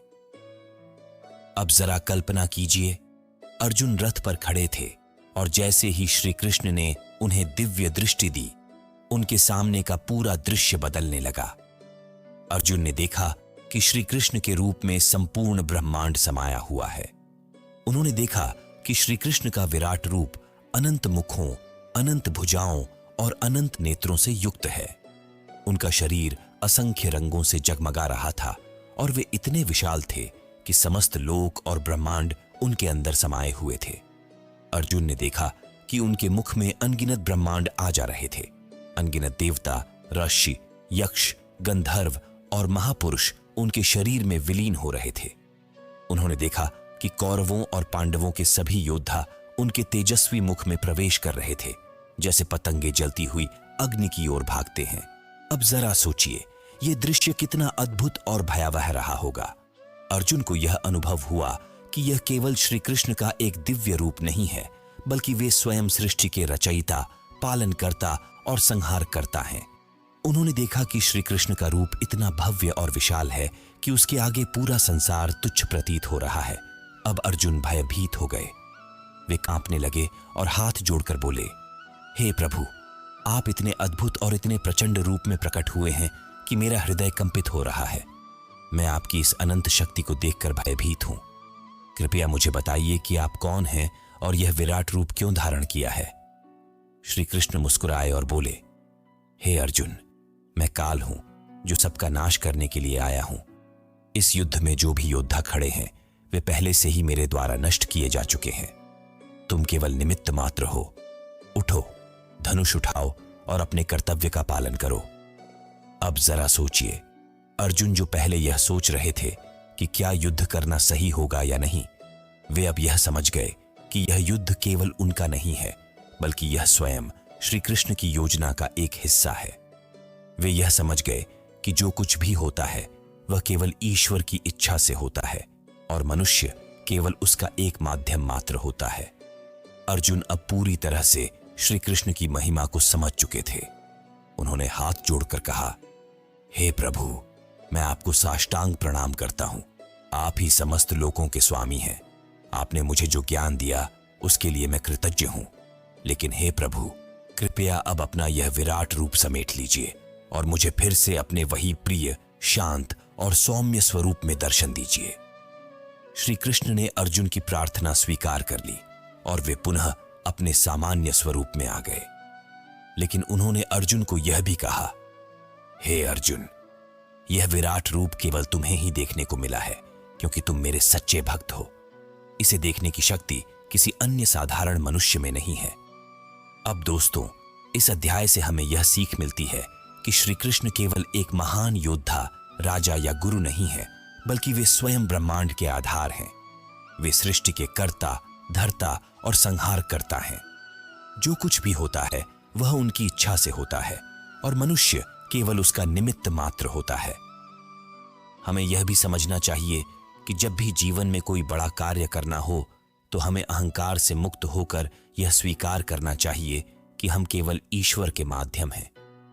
जब हम अपने कर्तव्यों को श्री कृष्ण को समर्पित कर देते हैं तो हम उनके मार्गदर्शन में सही निर्णय ले पाते हैं। अर्जुन अब पूरी तरह से समझ चुके थे कि उन्हें अपने कर्तव्य से पीछे नहीं हटना चाहिए। उन्होंने यह भी समझ लिया था कि यह युद्ध केवल दो कुलों के बीच का नहीं है, बल्कि यह धर्म और अधर्म की लड़ाई है और इसमें श्री कृष्ण स्वयं अधर्म का नाश करने के लिए आए हैं। लेकिन अब भी अर्जुन के मन में कुछ प्रश्न थे। उन्होंने श्री कृष्ण से पूछा, हे प्रभु, आपने मुझे अपने विराट रूप का दर्शन कराया, लेकिन अब मैं यह जानना चाहता हूं कि क्या केवल युद्ध करने से ही व्यक्ति आपको प्राप्त कर सकता है या कोई और भी सरल मार्ग है जिससे मनुष्य आपके सानिध्य को प्राप्त कर सकता है। अब श्री कृष्ण ने भक्ति योग के रहस्यों को उजागर करना शुरू किया, जो अगले अध्याय में आने वाला है। तो दोस्तों, यह था 11वां अध्याय, जिसमें श्री कृष्ण ने अर्जुन को अपने विराट रूप का दर्शन कराया और यह बताया कि वे ही इस सृष्टि के रचयिता, पालनकर्ता और संहारकर्ता हैं। उन्होंने यह भी बताया कि मनुष्य केवल निमित्त मात्र है और सच्चा ज्ञान यह है कि हम अपने कर्तव्यों को बिना अहंकार के ईश्वर को समर्पित करके करें। अब तक हमने जाना कि भगवान श्री कृष्ण ने अर्जुन को अपने विराट रूप का दर्शन कराया, जिससे यह स्पष्ट हो गया कि वे केवल एक साधारण राजा, गुरु या मार्गदर्शक नहीं हैं, बल्कि वे स्वयं संपूर्ण सृष्टि के कर्ता, धर्ता और संहारकर्ता हैं। अर्जुन को यह समझ आ गया था कि वे केवल इस युद्ध के एक योद्धा नहीं हैं, बल्कि वे श्री कृष्ण के माध्यम से धर्म की रक्षा के लिए एक साधन मात्र हैं। लेकिन अब उनके मन में एक और जिज्ञासा उत्पन्न हुई। उन्होंने श्री कृष्ण से पूछा, हे माधव, आपने मुझे अब तक कई मार्ग बताए हैं, कर्मयोग, ज्ञान योग, ध्यान योग और भक्ति योग। अब मैं यह जानना चाहता हूं कि इनमें से सबसे सरल और श्रेष्ठ मार्ग कौन सा है? क्या कोई ऐसा मार्ग है जिससे कोई भी व्यक्ति आपको सरलता से प्राप्त कर सके? अब दोस्तों, यह सवाल बहुत महत्वपूर्ण है, क्योंकि हम सभी यह जानना चाहते हैं कि ईश्वर को प्राप्त करने का सबसे आसान तरीका क्या है। कई लोग सोचते हैं कि केवल ज्ञान प्राप्त करने से मोक्ष मिलेगा। कुछ लोग मानते हैं कि ध्यान और साधना ही ईश्वर तक पहुंचने का मार्ग है, जबकि कुछ लोग कर्म के माध्यम से भगवान को पाने की कोशिश करते हैं। लेकिन इस अध्याय में श्री कृष्ण ने स्पष्ट कर दिया कि भक्ति ही सबसे सरल और श्रेष्ठ मार्ग है। श्री कृष्ण ने अर्जुन से कहा, हे अर्जुन, जो व्यक्ति केवल मुझ में विश्वास रखता है, जो प्रेम और श्रद्धा से मेरी भक्ति करता है, जो बिना किसी स्वार्थ के केवल मेरे चरणों में समर्पित हो जाता है, वही मुझे सबसे शीघ्र प्राप्त कर सकता है। अब जरा सोचिए, जब कोई छोटा बच्चा अपनी मां की गोद में आता है तो क्या उसे कोई विशेष योग्यता प्राप्त करने की आवश्यकता होती है? नहीं, वह केवल अपनी मां से प्रेम करता है, उस पर पूरी तरह से विश्वास करता है और मां उसे बिना किसी शर्त के स्वीकार कर लेती है। इसी तरह श्री कृष्ण भी अपने भक्तों को बिना किसी शर्त के स्वीकार करते हैं, यदि वे सच्चे मन से उनकी शरण में आते हैं। अर्जुन ने फिर पूछा, हे गोविंद, क्या केवल आपकी भक्ति करने से ही मोक्ष प्राप्त हो सकता है? क्या वे लोग भी आपको प्राप्त कर सकते हैं जो केवल ध्यान और साधना करते हैं? श्री कृष्ण ने उत्तर दिया, हे अर्जुन, जो व्यक्ति केवल ध्यान और साधना के मार्ग से ईश्वर को प्राप्त करना चाहता है, उसे बहुत अधिक प्रयास करना पड़ता है, क्योंकि उसे अपनी इंद्रियों को पूरी तरह से नियंत्रित करना पड़ता है, अपने मन को स्थिर रखना पड़ता है और गहरे ध्यान में लीन रहना पड़ता है। लेकिन जो व्यक्ति केवल प्रेम और श्रद्धा से मेरी भक्ति करता है, उसे यह प्रयास करने की आवश्यकता नहीं होती, क्योंकि मैं स्वयं उसे अपने पास बुला लेता हूं। अब इसे एक उदाहरण से समझते हैं। मान लीजिए कि दो व्यक्ति किसी ऊंचे पर्वत पर चढ़ना चाहते हैं। एक व्यक्ति स्वयं अपनी शक्ति के बल पर धीरे धीरे ऊपर चढ़ने का प्रयास कर रहा है, लेकिन उसे बहुत कठिनाइयों का सामना करना पड़ रहा है। दूसरा व्यक्ति एक रस्सी को पकड़ लेता है जो पहले से ही ऊपर बंधी हुई है, और वह तेजी से ऊपर पहुंच जाता है। अब बताइए, कौन पहले अपने लक्ष्य तक पहुंचेगा? बिल्कुल सही, वही व्यक्ति जो रस्सी को पकड़ लेता है। यहां पर रस्सी भक्ति का प्रतीक है। जो व्यक्ति केवल अपने प्रयासों से ईश्वर को प्राप्त करना चाहता है, उसे कठिन मार्ग से गुजरना पड़ता है, लेकिन जो व्यक्ति प्रेम और श्रद्धा से ईश्वर की भक्ति करता है, उसे स्वयं ईश्वर अपनी ओर खींच लेते हैं। श्री कृष्ण ने आगे कहा, हे अर्जुन, मेरा भक्त कभी नष्ट नहीं होता। जो व्यक्ति सच्चे मन से मेरी भक्ति करता है, चाहे वह किसी भी स्थिति में हो, मैं उसे अवश्य स्वीकार करता हूं। अब जरा सोचिए, क्या कोई भी अन्य साधना या तपस्या इतनी सरल है? भक्ति वह मार्ग है जिसमें न तो कठिन तपस्या की आवश्यकता होती है, न ही गहन ज्ञान की, और न ही सांसारिक कर्मों के जाल में उलझने की। केवल प्रेम और श्रद्धा से ईश्वर का स्मरण करने से ही व्यक्ति उन्हें प्राप्त कर सकता है। अर्जुन ने फिर पूछा, हे प्रभु, सच्चे भक्त के लक्षण क्या होते हैं? कैसे पहचाना जाए कि कौन सच्चा भक्त है? श्री कृष्ण ने उत्तर दिया, हे अर्जुन, जो व्यक्ति किसी से द्वेष नहीं करता, जो करुणामय होता है, जो अहंकार और मोह से मुक्त रहता है, जो सुख दुख में समान रहता है, जो किसी भी परिस्थिति में शांत और स्थिर रहता है, वही मेरा सच्चा भक्त है। अब इसे एक और दृष्टांत से समझते हैं। मान लीजिए कि दो लोग एक ही परिस्थिति का सामना कर रहे हैं।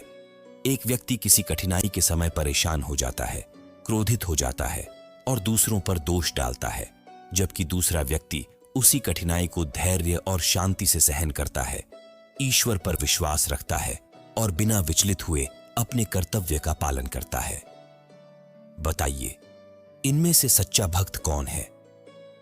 बिल्कुल सही, वही व्यक्ति जो धैर्य रखता है और हर परिस्थिति में ईश्वर पर विश्वास बनाए रखता है। श्री कृष्ण ने आगे कहा, हे अर्जुन, जो व्यक्ति न किसी से ईर्ष्या करता है, न किसी से द्वेष रखता है, जो सभी जीवों के प्रति दयालु रहता है, जो हर स्थिति में संतुलित रहता है, वही मेरा प्रिय भक्त है। अब अर्जुन पूरी तरह से समझ चुके थे कि ईश्वर को पाने का सबसे सरल और श्रेष्ठ मार्ग भक्ति है। उन्होंने यह भी समझ लिया था कि केवल ज्ञान, ध्यान या तपस्या से ईश्वर को प्राप्त करना कठिन हो सकता है, लेकिन यदि कोई व्यक्ति केवल प्रेम और श्रद्धा से उनकी शरण में आता है, तो उसे स्वयं श्री कृष्ण अपनी ओर खींच लेते हैं। श्री कृष्ण ने अंत में अर्जुन से कहा, हे अर्जुन, यदि तुम सच्चे मन से मेरी भक्ति करोगे, तो मैं तुम्हें स्वयं अपने पास बुला लूंगा। तुम्हें किसी और मार्ग पर चलने की आवश्यकता नहीं होगी। बस अपने हृदय को प्रेम और श्रद्धा से भर दो और मुझे अपना सर्वस्व मान लो। अब दोस्तों, यहां से हमें यह सीख मिलती है कि ईश्वर को प्राप्त करने के लिए केवल प्रेम और भक्ति की आवश्यकता होती है। हमें अपने जीवन में कठिन तपस्या करने की आवश्यकता नहीं है। केवल सच्चे मन से श्री कृष्ण का स्मरण और उनकी भक्ति करना ही पर्याप्त है। तो दोस्तों, यह था 12वां अध्याय, जिसमें श्री कृष्ण ने अर्जुन को यह बताया कि भक्ति ही सबसे सरल और श्रेष्ठ मार्ग है। उन्होंने यह भी बताया कि जो व्यक्ति सच्चे मन से ईश्वर की भक्ति करता है, वह जीवन में हर परिस्थिति में शांत और संतुलित रहता है और अंततः मोक्ष को प्राप्त करता है।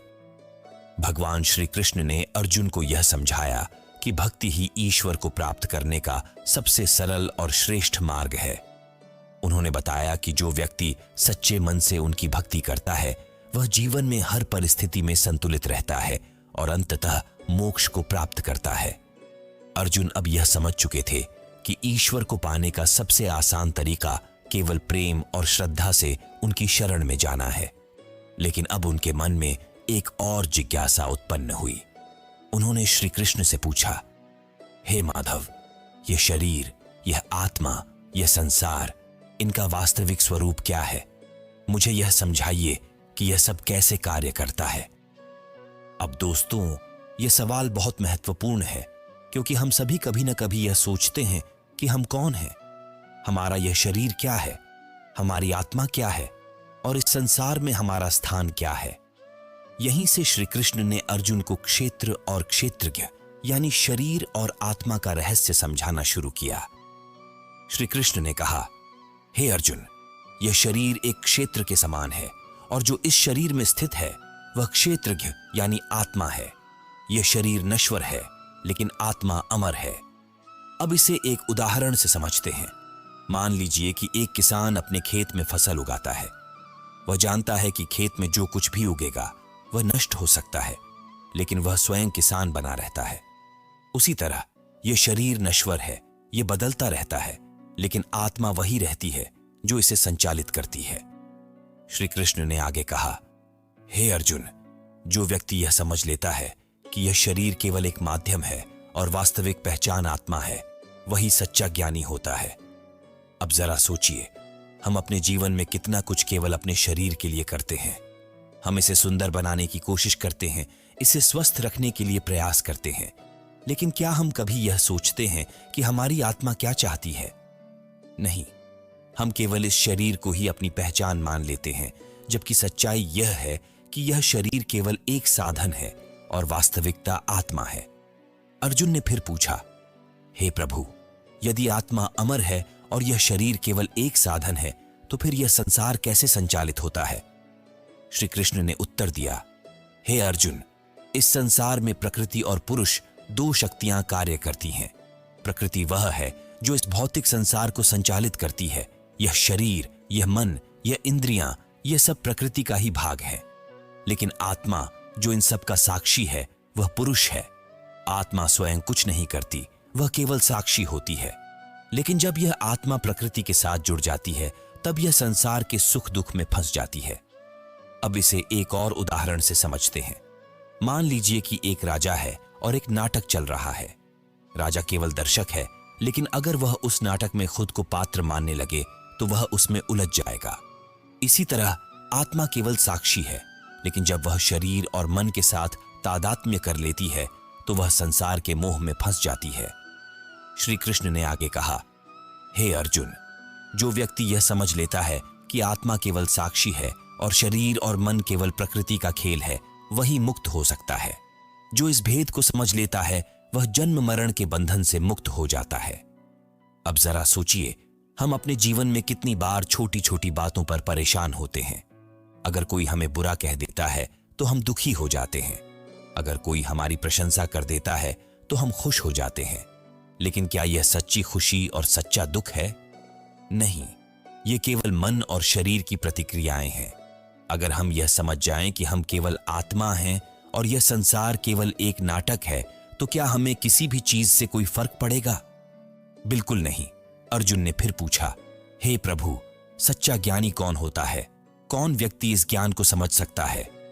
श्री कृष्ण ने उत्तर दिया, हे अर्जुन, सच्चा ज्ञानी वह है जो अपनी इंद्रियों को नियंत्रित करता है, जो अहंकार से मुक्त रहता है, जो किसी से द्वेष नहीं करता, जो हर परिस्थिति में संभाव में रहता है, जो अपनी आत्मा के प्रकाश को पहचान लेता है और जो इस शरीर को केवल एक साधन मानता है। अब इसे एक और दृष्टांत से समझते हैं। मान लीजिए कि दो व्यक्ति किसी कठिन परिस्थिति का सामना कर रहे हैं। एक व्यक्ति दुखी हो जाता है, अपने भाग्य को कोसता है और निराश हो जाता है। दूसरा व्यक्ति शांत रहता है, स्थिति को समझता है और धैर्यपूर्वक उसका सामना करता है। बताइए, इन दोनों में से कौन ज्ञानी है? बिल्कुल सही, वही व्यक्ति जो धैर्यपूर्वक स्थिति को स्वीकार करता है और शांत रहता है। श्री कृष्ण ने कहा कि जो व्यक्ति आत्मा के स्तर पर स्थित हो जाता है, उसे कोई भी परिस्थिति विचलित नहीं कर सकती। श्री कृष्ण ने अंत में अर्जुन से कहा, हे अर्जुन, यह शरीर केवल एक साधन है, सच्ची पहचान आत्मा है। जो इस सत्य को समझ लेता है वह इस संसार के बंधनों से मुक्त हो जाता है और ईश्वर को प्राप्त करता है। अब दोस्तों, यहां से हमें यह सीख मिलती है कि हमें अपने जीवन को केवल शरीर के स्तर पर नहीं जीना चाहिए। हमें यह समझना चाहिए कि यह शरीर नश्वर है, लेकिन आत्मा अमर है। यदि हम अपनी पहचान को केवल शरीर तक सीमित रखेंगे तो हमें केवल दुख और मोह ही मिलेगा। लेकिन अगर हम अपनी आत्मा को पहचान लेंगे तो हमें सच्ची शांति और आनंद प्राप्त होगा। तो दोस्तों, यह था 13वां अध्याय, जिसमें श्री कृष्ण ने अर्जुन को यह बताया कि यह शरीर केवल एक क्षेत्र है और आत्मा इसका साक्षी है। उन्होंने यह भी बताया कि जो व्यक्ति इस भेद को समझ लेता है वही इस संसार के बंधनों से मुक्त हो सकता है। अर्जुन अब यह समझ चुके थे कि आत्मा अजर अमर है और शरीर केवल एक माध्यम है। लेकिन अब उनके मन में एक और जिज्ञासा उत्पन्न हुई। उन्होंने श्री कृष्ण से पूछा, हे माधव, यदि आत्मा अमर है और यह संसार केवल एक नाटक है तो फिर लोग इसमें क्यों फंसते हैं? क्या कारण है कि हर कोई इस संसार के मोह में उलझा रहता है और इसे ही सत्य मान लेता है? अब दोस्तों, यह सवाल बहुत महत्वपूर्ण है, क्योंकि हम सभी अपने जीवन में कई बार सोचते हैं कि हमें दुख क्यों मिलता है, हम सुख के पीछे क्यों भागते हैं, हमारा मन बार बार क्यों भटकता है। इस अध्याय में श्री कृष्ण ने अर्जुन को यह समझाया कि यह संसार 3 गुणों से बंधा हुआ है, सत्वगुण, रजोगुण और तमोगुण। श्री कृष्ण ने कहा, हे अर्जुन, इस संसार की प्रत्येक वस्तु और प्रत्येक जीव 3 गुणों से संचालित होता है। यह गुण ही कारण है कि आत्मा इस संसार में बंधी रहती है और इसे ही सत्य मानने लगती है। अब जरा सोचिए, हम सभी अपने जीवन में अलग अलग प्रकार के विचारों और भावनाओं से घिरे रहते हैं। कभी हमें अत्यधिक ऊर्जा और उत्साह महसूस होता है, कभी हम लालच और महत्वाकांक्षा से भर जाते हैं और कभी कभी हमें उदासी और आलस्य घेर लेता है। ये सब इन 3 गुणों के कारण ही होता है। श्री कृष्ण ने आगे समझाया कि सत्वगुण, रजोगुण और तमोगुण कैसे कार्य करते हैं। पहला सत्वगुण, यह गुण शुद्धता, ज्ञान और शांति से जुड़ा होता है। जो व्यक्ति सत्वगुण में स्थित होता है वह स्वाभाविक रूप से ज्ञान की ओर बढ़ता है। उसका मन शांत रहता है, वह सरल जीवन जीता है और वह किसी भी परिस्थिति में संतुलित रहता है। अब इसे एक उदाहरण से समझते हैं। मान लीजिए कि कोई व्यक्ति नियमित रूप से ध्यान करता है, अच्छी किताबें पढ़ता है, अपनी भावनाओं पर नियंत्रण रखता है और हमेशा सच बोलता है। ऐसे व्यक्ति का स्वभाव सत्वगुणी होगा। वह जीवन को सही दृष्टि से देखेगा और उसका मन शांत रहेगा। दूसरा, रजोगुण, यह गुण लालसा, कर्म और भोग से जुड़ा होता है।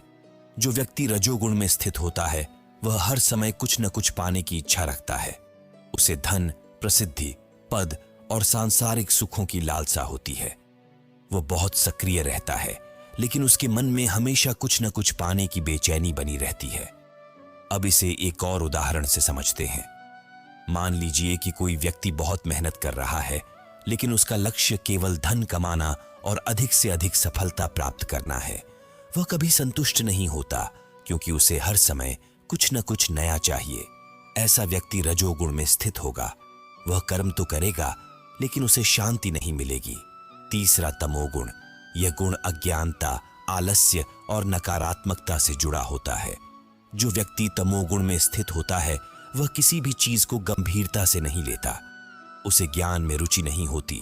वह हर समय विलासिता में रहता है और उसे अपने जीवन का कोई सही उद्देश्य नहीं दिखता। अब इसे एक और दृष्टांत से समझते हैं। मान लीजिए कि कोई व्यक्ति अपना समय केवल सोने, खाने और आराम करने में बिताता है। वह न तो अपने जीवन में कुछ नया सीखना चाहता है, न ही अपने कर्मों को सही दिशा देना चाहता है। ऐसा व्यक्ति तमोगुण में स्थित होता है। अब जरा सोचिए, हम सभी अपने जीवन में कभी न कभी इन तीनों गुणों से प्रभावित होते हैं। कभी हम सत्व गुण में होते हैं और हमें आत्मिक शांति महसूस होती है। कभी हम रजोगुण में होते हैं और हम हर समय कुछ न कुछ पाने की इच्छा रखते हैं। और कभी हम तमोगुण में चले जाते हैं और हमारा मन किसी भी चीज में रुचि नहीं लेता।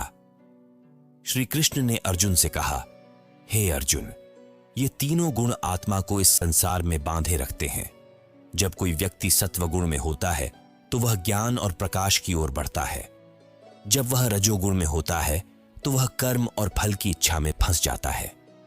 और जब वह तमोगुण में होता है तो वह अज्ञानता और अंधकार में डूब जाता है। अर्जुन ने फिर पूछा, हे गोविंद, यदि यह तीनों गुण हमें इस संसार में बांधे रखते हैं तो क्या कोई ऐसा मार्ग है जिससे हम इनसे मुक्त हो सकते हैं?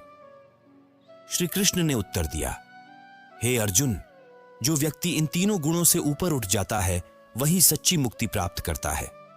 जब कोई व्यक्ति न तो सत्वगुण के सुख में लिप्त होता है, न ही रजोगुण के कर्म में फंसता है और न ही तमोगुण के अंधकार में गिरता है, तब वह वास्तव में मुक्त हो जाता है। अब इसे एक और दृष्टांत से समझते हैं। मान लीजिए कि एक नाव समुद्र में तैर रही है। अगर हवा तेज होगी तो नाव हिलने लगेगी। अगर पानी शांत होगा तो नाव स्थिर हो जाएगी। लेकिन अगर नाव को किनारे पर बांध दिया जाए तो वह कहीं नहीं जा पाएगी।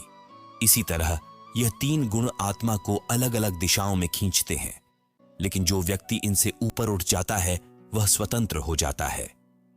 श्री कृष्ण ने अर्जुन को यह भी बताया कि जो व्यक्ति इन तीनों गुणों से ऊपर उठकर केवल ईश्वर की भक्ति करता है वही वास्तव में मुक्त हो सकता है। उन्होंने कहा, हे अर्जुन, जो व्यक्ति केवल मुझ में स्थित हो जाता है, जो किसी भी परिस्थिति में विचलित नहीं होता, जो न तो सुख में अहंकार करता है और न ही दुख में परेशान होता है, वही मेरे परम धाम को प्राप्त करता है। अब दोस्तों, यहां से हमें यह सीख मिलती है कि हमें अपने जीवन में इन तीन गुणों को पहचानना चाहिए और यह समझना चाहिए कि हमें सत्वगुण की ओर बढ़ना चाहिए, रजोगुण से सावधान रहना चाहिए और तमोगुण से बचना चाहिए। लेकिन सबसे महत्वपूर्ण यह है कि हमें इन तीनों गुणों से ऊपर उठकर केवल श्री कृष्ण की भक्ति में लीन होना चाहिए, क्योंकि वही हमें सच्ची मुक्ति की ओर ले जा सकते हैं। तो दोस्तों, यह था 14वां अध्याय, जिसमें श्री कृष्ण ने अर्जुन को यह बताया कि यह संसार तीन गुणों सत्वगुण, रजोगुण और तमोगुण से संचालित होता है। उन्होंने यह भी बताया कि जो व्यक्ति इन तीनों गुणों से ऊपर उठकर केवल ईश्वर की भक्ति करता है वही सच्ची मुक्ति प्राप्त कर सकता है। हमने जाना कि भगवान श्री कृष्ण ने अर्जुन को यह समझाया कि यह संसार तीन गुणों सत्वगुण, रजोगुण और तमोगुण से बंधा हुआ है। उन्होंने यह भी बताया कि जो व्यक्ति इन तीनों गुणों से ऊपर उठ जाता है और केवल ईश्वर की भक्ति करता है वही सच्ची मुक्ति प्राप्त कर सकता है। अर्जुन अब यह समझ चुके थे कि यह संसार केवल एक अस्थायी खेल है, लेकिन उनके मन में अभी भी एक जिज्ञासा थी। उन्होंने श्री कृष्ण से पूछा, हे माधव, यह संसार कैसे कार्य करता है? इसे हम कैसे समझ सकते हैं और इससे मुक्त होने का क्या मार्ग है? अब दोस्तों, यह सवाल बहुत महत्वपूर्ण है, क्योंकि हम सभी अपने जीवन में यह अनुभव करते हैं कि यह संसार बहुत बड़ा और जटिल है। हम इसमें उलझ जाते हैं और यह नहीं समझ पाते कि वास्तव में हमें क्या करना चाहिए। इस अध्याय में श्री कृष्ण ने अर्जुन को उल्टे वृक्ष के माध्यम से संसार का रहस्य समझाया। श्री कृष्ण ने कहा, हे अर्जुन, यह संसार एक विशाल वृक्ष के समान है जिसे अश्वत्थ वृक्ष कहा जाता है। इसकी जड़ें ऊपर हैं और इसकी शाखाएं नीचे फैली हुई हैं। अब जरा सोचिए, आपने हमेशा पेड़ों को देखा होगा कि उनकी जड़ें नीचे होती हैं और शाखाएं ऊपर जाती हैं। लेकिन यहां श्री कृष्ण कह रहे हैं कि इस संसार का वृक्ष उल्टा है, इसकी जड़ें ऊपर हैं और इसकी शाखाएं नीचे फैली हुई हैं। इसका क्या अर्थ है? इसका अर्थ यह है कि यह संसार ईश्वर से उत्पन्न हुआ है। ईश्वर इसकी जड़ें हैं, लेकिन इसकी शाखाएं हमारे कर्म, इच्छाएं और सांसारिक बंधन नीचे की ओर फैले हुए हैं। यह संसार केवल एक प्रतिबिंब के समान है जो हमें वास्तविक लगता है, लेकिन वास्तव में यह अस्थायी है। श्री कृष्ण ने आगे कहा, हे अर्जुन, इस वृक्ष की शाखाएं गुणों से पोषित होती हैं, इसकी पत्तियां वेद हैं और इसकी जड़ें इस संसार के मोह और इच्छाओं से जुड़ी हुई हैं। अब इसे एक उदाहरण से समझते हैं। मान लीजिए कि एक नदी के किनारे एक वृक्ष खड़ा है और उसका प्रतिबिंब पानी में दिखाई दे रहा है। अगर कोई व्यक्ति इस प्रतिबिंब को ही असली वृक्ष समझे और उसे पकड़ने की कोशिश करे तो क्या वह सफल होगा? नहीं, उसे असली वृक्ष तक पहुंचने के लिए पानी में दिखने वाले प्रतिबिंब को अनदेखा करना होगा। इसी तरह यह संसार केवल एक प्रतिबिंब है। हम इसे ही वास्तविक मान लेते हैं और इसमें उलझ जाते हैं, लेकिन वास्तव में यह केवल एक छाया है। असली सत्य तो ईश्वर है। अर्जुन ने फिर पूछा, हे प्रभु, यदि यह संसार केवल एक प्रतिबिंब है तो इससे मुक्त होने का क्या उपाय है? श्री कृष्ण ने उत्तर दिया, हे अर्जुन, इस संसार के वृक्ष को केवल वैराग्य की तलवार से ही काटा जा सकता है। जो व्यक्ति मोह और आसक्ति को त्याग देता है, जो न तो संसार के सुख में फंसता है और न ही इसके दुखों से घबराता है, वही इस वृक्ष को काट सकता है और ईश्वर तक पहुंच सकता है। अब इसे एक और उदाहरण से समझते हैं। मान लीजिए कि एक पक्षी पिंजरे में बंद है। वह पिंजरे में रहकर सुख सुविधाओं का आनंद ले रहा है, लेकिन वह यह भूल चुका है कि उसका असली घर आकाश है। यदि वह पिंजरे के मोह को छोड़ दे और अपने पंख फैलाए तो वह पूरी स्वतंत्रता से उड़ सकता है। इसी तरह हम सभी इस संसार में सुख सुविधाओं, इच्छाओं और बंधनों के पिंजरे में बंद हैं। लेकिन जो व्यक्ति इस मोह को त्याग देता है और केवल ईश्वर की भक्ति में लग जाता है, वही वास्तव में मुक्त हो सकता है। श्री कृष्ण ने आगे कहा, हे अर्जुन, यह आत्मा इस संसार में शरीर दर शरीर बदलती रहती है। मैं ही प्रत्येक जीव के हृदय में स्थित हूं। मैं ही उसे स्मरण और विस्मरण कराता हूं। मैं ही ज्ञान का स्रोत हूं और मैं ही वेदों का झाता हूं। अब जरा सोचिए, हम अपने जीवन में कितनी बार सोचते हैं कि हमारे विचार कहां से आते हैं। हमें कभी कभी अचानक कुछ बातें याद आ जाती हैं और कभी कभी हम सब कुछ भूल जाते हैं। ये सब श्री कृष्ण की ही शक्ति है। वे ही हमारी बुद्धि को संचालित करते हैं, वे ही हमें ज्ञान देते हैं और वे ही हमें यह समझाने की कोशिश करते हैं कि यह संसार अस्थायी है। श्री कृष्ण ने आगे कहा, हे अर्जुन, मैं ही परम धाम हूं। मैं ही इस संसार का अंतिम लक्ष्य हूं। जो व्यक्ति इस संसार के मोह को त्याग कर केवल मेरी शरण में आता है, वही सच्ची मुक्ति प्राप्त करता है। अब इसे एक और दृष्टांत से समझते हैं। मान लीजिए कि एक व्यक्ति जंगल में खो गया है और उसे कोई रास्ता नहीं दिख रहा। लेकिन यदि कोई अनुभवी व्यक्ति उसे सही मार्ग दिखा दे तो वह आसानी से बाहर निकल सकता है। उसी तरह यह संसार भी एक जंगल की तरह है, जिसमें हम मोह, इच्छाओं और बंधनों में उलझे रहते हैं। लेकिन जो व्यक्ति श्री कृष्ण की शरण में आ जाता है, उसे सही मार्ग मिल जाता है और वह इस जंगल से बाहर निकलकर सच्ची मुक्ति प्राप्त कर सकता है। श्री कृष्ण ने अंत में अर्जुन से कहा, हे अर्जुन, यह संसार एक अस्थायी वृक्ष के समान है, जिसकी शाखाएं नीचे फैली हुई हैं और जिसकी जड़ें मोह और इच्छाओं में जकड़ी हुई हैं। जो व्यक्ति इसे पहचान लेता है, वह इससे मुक्त हो सकता है। केवल मेरी भक्ति ही इस संसार से मुक्त होने का सबसे सरल और श्रेष्ठ मार्ग है। अब दोस्तों, यहां से हमें यह सीख मिलती है कि यह संसार केवल एक प्रतिबिंब है, असली सत्य ईश्वर है। जब तक हम इस संसार के मोह और इच्छाओं में फंसे रहेंगे, तब तक हम जन्म मरण के चक्र में बंधे रहेंगे। लेकिन जो व्यक्ति इस मोह को त्याग देता है और केवल श्री कृष्ण की भक्ति करता है, वही सच्ची मुक्ति प्राप्त कर सकता है। तो दोस्तों, यह था 15वां अध्याय, जिसमें श्री कृष्ण ने अर्जुन को यह बताया कि यह संसार एक उलटे वृक्ष के समान है, जिसकी जड़ें ऊपर हैं और जिसकी शाखाएं नीचे फैली हुई हैं। उन्होंने यह भी बताया कि जो व्यक्ति मोह और आसक्ति की तलवार से इस वृक्ष को काट देता है, वही ईश्वर तक पहुंच सकता है। भगवान श्री कृष्ण ने अर्जुन को यह समझाया कि यह संसार एक उलटे वृक्ष के समान है, जिसकी जड़ें ईश्वर में हैं, लेकिन जिसकी शाखाएं नीचे फैली हुई हैं और मोह, इच्छाओं और कर्मों से पोषित होती हैं। उन्होंने यह भी बताया कि जो व्यक्ति इस संसार के बंधनों को काटकर केवल ईश्वर की शरण में आता है, वही सच्ची मुक्ति प्राप्त कर सकता है। लेकिन अब अर्जुन के मन में एक और जिज्ञासा उत्पन्न हुई। उन्होंने श्री कृष्ण से पूछा, हे माधव, कुछ लोग ईश्वर की भक्ति करते हैं और धर्म के मार्ग पर चलते हैं, जबकि कुछ लोग अधर्म और पाप के मार्ग पर क्यों चले जाते हैं? मनुष्य के स्वभाव में यह अंतर क्यों होता है? अब दोस्तों, यह सवाल बहुत महत्वपूर्ण है, क्योंकि हम सभी अपने जीवन में देखते हैं कि कुछ लोग सत्य, ईमानदारी और परोपकार के मार्ग पर चलते हैं, जबकि कुछ लोग असत्य, अहंकार और क्रूरता में लिप्त हो जाते हैं। क्या यह उनके जन्म से ही तय हो जाता है या यह उनके कर्मों के आधार पर निर्धारित होता है? इसी अध्याय में श्री कृष्ण ने अर्जुन को दैवी और आसुरी प्रवृत्तियों का ज्ञान दिया और बताया कि कौन से गुण हमें ईश्वर के करीब ले जाते हैं और कौन से गुण हमें उनसे दूर कर देते हैं।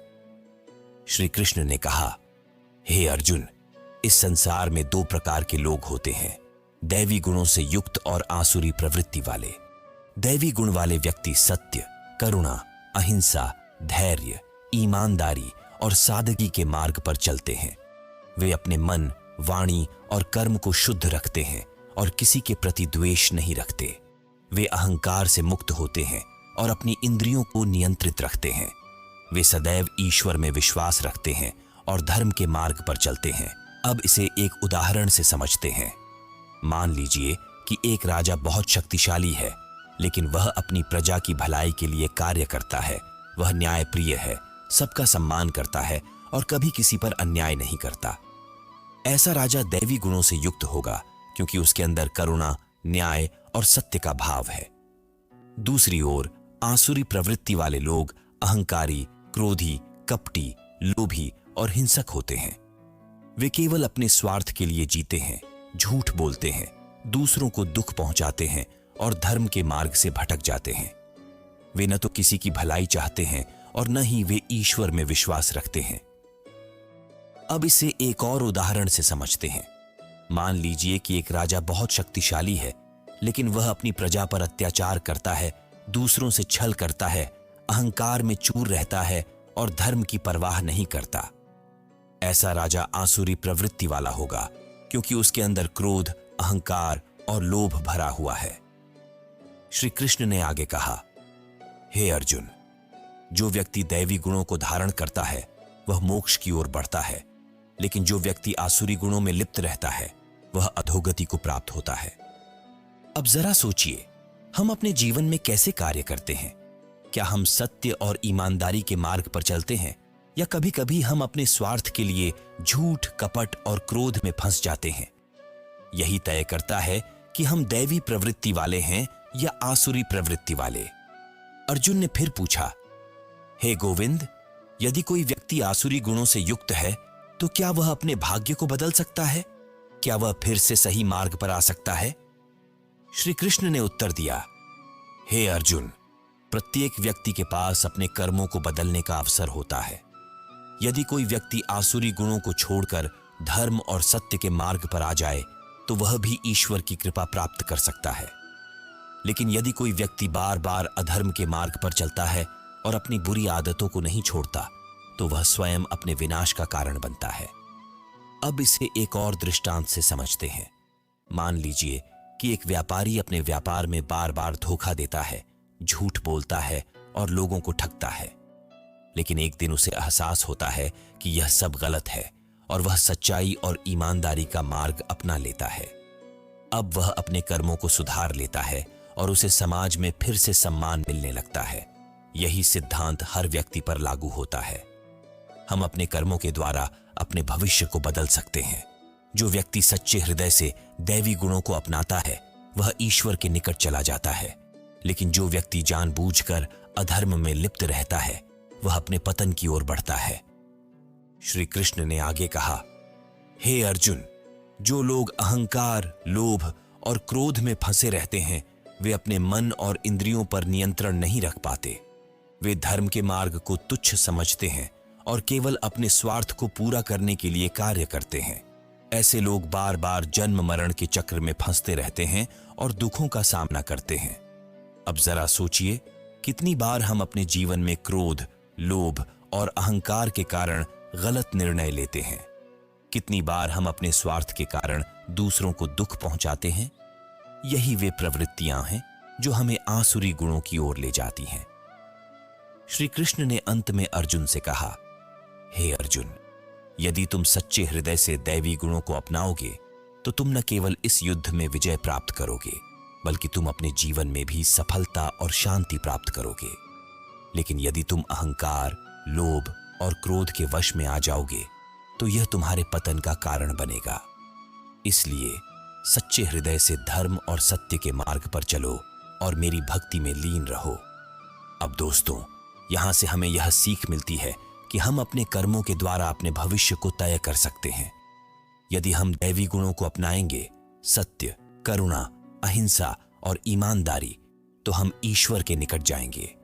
लेकिन यदि हम लोभ, अहंकार, क्रोध और अधर्म के मार्ग पर चलेंगे तो यह हमारा पतन करेगा। तो दोस्तों, यह था 16वां अध्याय, जिसमें श्री कृष्ण ने अर्जुन को यह बताया कि संसार में 2 प्रकार के लोग होते हैं। दैवी प्रवृत्ति वाले जो धर्म और सत्य के मार्ग पर चलते हैं, और आसुरी प्रवृत्ति वाले जो अधर्म और स्वार्थ के मार्ग पर चलते हैं।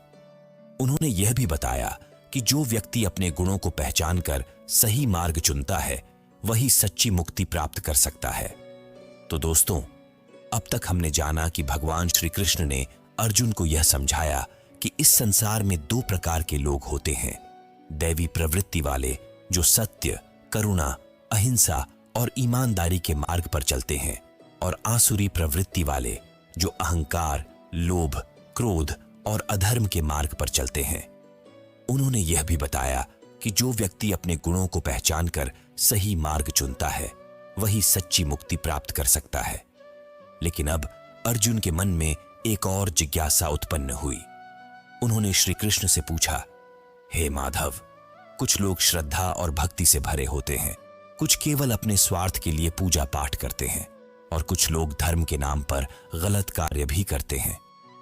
यह अंतर क्यों होता है? क्या श्रद्धा के भी भिन्न प्रकार होते हैं? अब दोस्तों, यह सवाल बहुत महत्वपूर्ण है क्योंकि हम सभी अपने जीवन में अलग अलग प्रकार की श्रद्धा और विश्वास को देखते हैं। कुछ लोग निष्काम भाव से ईश्वर की आराधना करते हैं, कुछ केवल अपनी इच्छाओं की पूर्ति के लिए भक्ति करते हैं और कुछ लोग धर्म के नाम पर अंधविश्वास और गलत कर्मों में फंस जाते हैं। इसी अध्याय में श्री कृष्ण ने अर्जुन को बताया कि श्रद्धा भी 3 प्रकार की होती है, सात्विक, राजसिक और तामसिक। श्री कृष्ण ने कहा, हे अर्जुन, प्रत्येक व्यक्ति अपनी प्रकृति के अनुसार श्रद्धा करता है। उसकी श्रद्धा उसके भीतर मौजूद गुणों से प्रभावित होती है। यदि किसी व्यक्ति का स्वभाव सात्विक है तो उसकी श्रद्धा भी सात्विक होगी। यदि उसका स्वभाव राजसिक है तो उसकी श्रद्धा भी वैसी ही होगी, और यदि वह तामसिक प्रवृत्ति का है तो उसकी श्रद्धा भी तामसिक होगी। अब इसे विस्तार से समझते हैं। पहला, सात्विक श्रद्धा। जो व्यक्ति सात्विक प्रवृत्ति का होता है वह केवल परमात्मा की भक्ति करता है। वह निस्वार्थ भाव से पूजा करता है, बिना किसी फल की इच्छा के। उसका ध्यान केवल आत्मिक उन्नति और सत्य के मार्ग पर होता है। वह अहिंसा, दया और प्रेम से भरा होता है। अब इसे एक उदाहरण से समझते हैं। मान लीजिए कि एक व्यक्ति प्रतिदिन पूजा करता है, लेकिन उसका उद्देश्य केवल अपने आत्मिक विकास के लिए होता है। वह किसी से ईर्ष्या नहीं करता, किसी को नुकसान नहीं पहुंचाता और सच्चे हृदय से ईश्वर की भक्ति करता है। ऐसा व्यक्ति सात्विक श्रद्धा से युक्त होता है। दूसरा, राजसिक श्रद्धा। जो व्यक्ति राजसिक प्रवृत्ति का होता है वह भक्ति तो करता है, लेकिन उसके पीछे कोई स्वार्थ या लालसा होती है। वह ईश्वर की आराधना केवल इसीलिए करता है ताकि उसे धन, सफलता, शक्ति या अन्य सांसारिक लाभ मिल सके। वह अपने कर्मों में दिखावा करता है और अपने अहंकार को संतुष्ट करने के लिए पूजा करता है। अब इसे एक और उदाहरण से समझते हैं। मान लीजिए कि कोई व्यक्ति मंदिर जाता है और वहां दान करता है, लेकिन वह केवल इसलिए करता है ताकि लोग उसकी प्रशंसा करें और उसे महान माने। वह पूजा भी करता है, लेकिन केवल अपने लाभ के लिए। ऐसा व्यक्ति राजसिक श्रद्धा से युक्त होता है। तीसरा, तामसिक श्रद्धा। जो व्यक्ति तामसिक प्रवृत्ति का होता है उसकी श्रद्धा भी अज्ञानता और अंधविश्वास से भरी होती है। वह भक्ति तो करता है, लेकिन बिना किसी सच्चे ज्ञान के। वह अंधविश्वास में पड़कर गलत कर्म करता है, कभी कभी हिंसा भी करता है और दूसरों को नुकसान पहुंचाने के लिए पूजा पाठ करता है। अब इसे एक और दृष्टांत से समझते हैं। मान लीजिए कि कोई व्यक्ति यह सोचता है कि यदि वह किसी विशेष मंत्र का जाप करे या किसी को कष्ट दे तो उसे सफलता मिलेगी। वह बिना ज्ञान के किसी भी साधना में लग जाता है और अपने कर्मों से दूसरों को हानि पहुंचाता है। ऐसा व्यक्ति तामसिक श्रद्धा से युक्त होता है। श्री कृष्ण ने आगे कहा, हे अर्जुन, जैसा भोजन व्यक्ति खाता है वैसी ही उसकी श्रद्धा बनती है। सात्विक भोजन से मन शुद्ध होता है, राजसिक भोजन से मन अशांत होता है और तामसिक भोजन से मन में अज्ञान और आलस्य बढ़ता है। अब जरा सोचिए, जब हम हल्का और शुद्ध भोजन करते हैं तो हमारा मन शांत और स्थिर रहता है। जब हम तीखा, मसालेदार और गरिष्ठ भोजन खाते हैं तो हमारा मन बेचैन और उत्तेजित हो जाता है, और जब हम बासी, अधपका या अशुद्ध भोजन खाते हैं तो हमारा मन सुस्त और निष्क्रिय हो जाता है। अर्जुन ने फिर पूछा, हे गोविंद, क्या यज्ञ, दान और तपस्या भी इन गुणों से प्रभावित होते हैं? श्री कृष्ण ने उत्तर दिया, हे अर्जुन, हाँ, जैसे श्रद्धा के 3 प्रकार होते हैं, वैसे ही यज्ञ, दान और तपस्या के भी 3 प्रकार होते हैं। सात्विक यज्ञ, जो व्यक्ति सात्विक प्रवृत्ति का होता है, वह निस्वार्थ भाव से यज्ञ करता है, बिना किसी लोभ या दिखावे के। वह केवल ईश्वर की कृपा पाने के लिए और लोक कल्याण के लिए यज्ञ करता है। राजसिक यज्ञ, जो व्यक्ति राजसिक प्रवृत्ति का होता है, वह यज्ञ तो करता है, लेकिन केवल अपने स्वार्थ के लिए। वह चाहता है कि लोग उसे महान समझें और उसकी प्रशंसा करें। तामसिक यज्ञ, जो व्यक्ति तामसिक प्रवृत्ति का होता है, वह बिना किसी नियम और श्रद्धा के यज्ञ करता है। वह गलत साधनों से यज्ञ करता है और अहंकार से भरा होता है। इसी तरह दान भी 3 प्रकार का होता है। सात्विक दान, जो व्यक्ति बिना किसी स्वार्थ के सही समय पर सही व्यक्ति को बिना अहंकार के दान करता है, वह सात्विक दान कहलाता है। राजसिक दान, जो व्यक्ति दान तो करता है लेकिन केवल अपने लाभ और प्रसिद्धि के लिए, वह राजसिक दान कहलाता है। तामसिक दान, जो व्यक्ति गलत तरीके से दान करता है, अनुचित व्यक्ति को दान देता है, अपमान पूर्वक दान करता है, वह तामसिक दान कहलाता है। श्री कृष्ण ने अंत में अर्जुन से कहा, हे अर्जुन, श्रद्धा, भोजन, यज्ञ, दान और तपस्या, सभी चीजें इन 3 गुणों से प्रभावित होती हैं। जो व्यक्ति सात्विक श्रद्धा और कर्म को अपनाता है, वह परमात्मा को प्राप्त करता है। लेकिन जो राजसिक और तामसिक प्रवृत्तियों में फंस जाता है, वह अपने अहंकार और इच्छाओं में उलझकर संसार के चक्र में फंसा रहता है। इसलिए सच्चे हृदय से निष्काम भाव से ईश्वर की भक्ति करो और सत्व गुण को अपनाओ। अब दोस्तों, यहां से हमें यह सीख मिलती है कि श्रद्धा केवल एक भावना नहीं है, बल्कि यह हमारे कर्मों, विचारों और भोजन से प्रभावित होती है। यदि हम ईश्वर को निष्काम भाव से पूजते हैं, सच्चे हृदय से दान करते हैं और अपने कर्मों को सत्वगुण से प्रेरित रखते हैं, तो हम ईश्वर के निकट जा सकते हैं।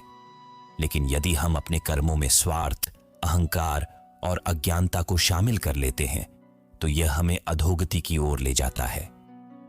तो दोस्तों, यह था 17वां अध्याय, जिसमें श्री कृष्ण ने अर्जुन को बताया कि श्रद्धा के भी 3 प्रकार होते हैं और हमें हमेशा सात्विक श्रद्धा और कर्मों को अपनाना चाहिए। अब अर्जुन के मन में एक अंतिम प्रश्न था। उन्होंने श्री कृष्ण से पूछा, हे माधव, आपने अब तक कर्म योग, ज्ञान योग, भक्ति योग और 3 गुणों की महिमा बताई, लेकिन मुझे यह स्पष्ट बताइए कि मनुष्य को अपने जीवन में सबसे श्रेष्ठ क्या करना चाहिए? क्या संन्यास लेना सबसे उत्तम है या अपने कर्तव्यों का पालन करना ही श्रेष्ठ मार्ग है?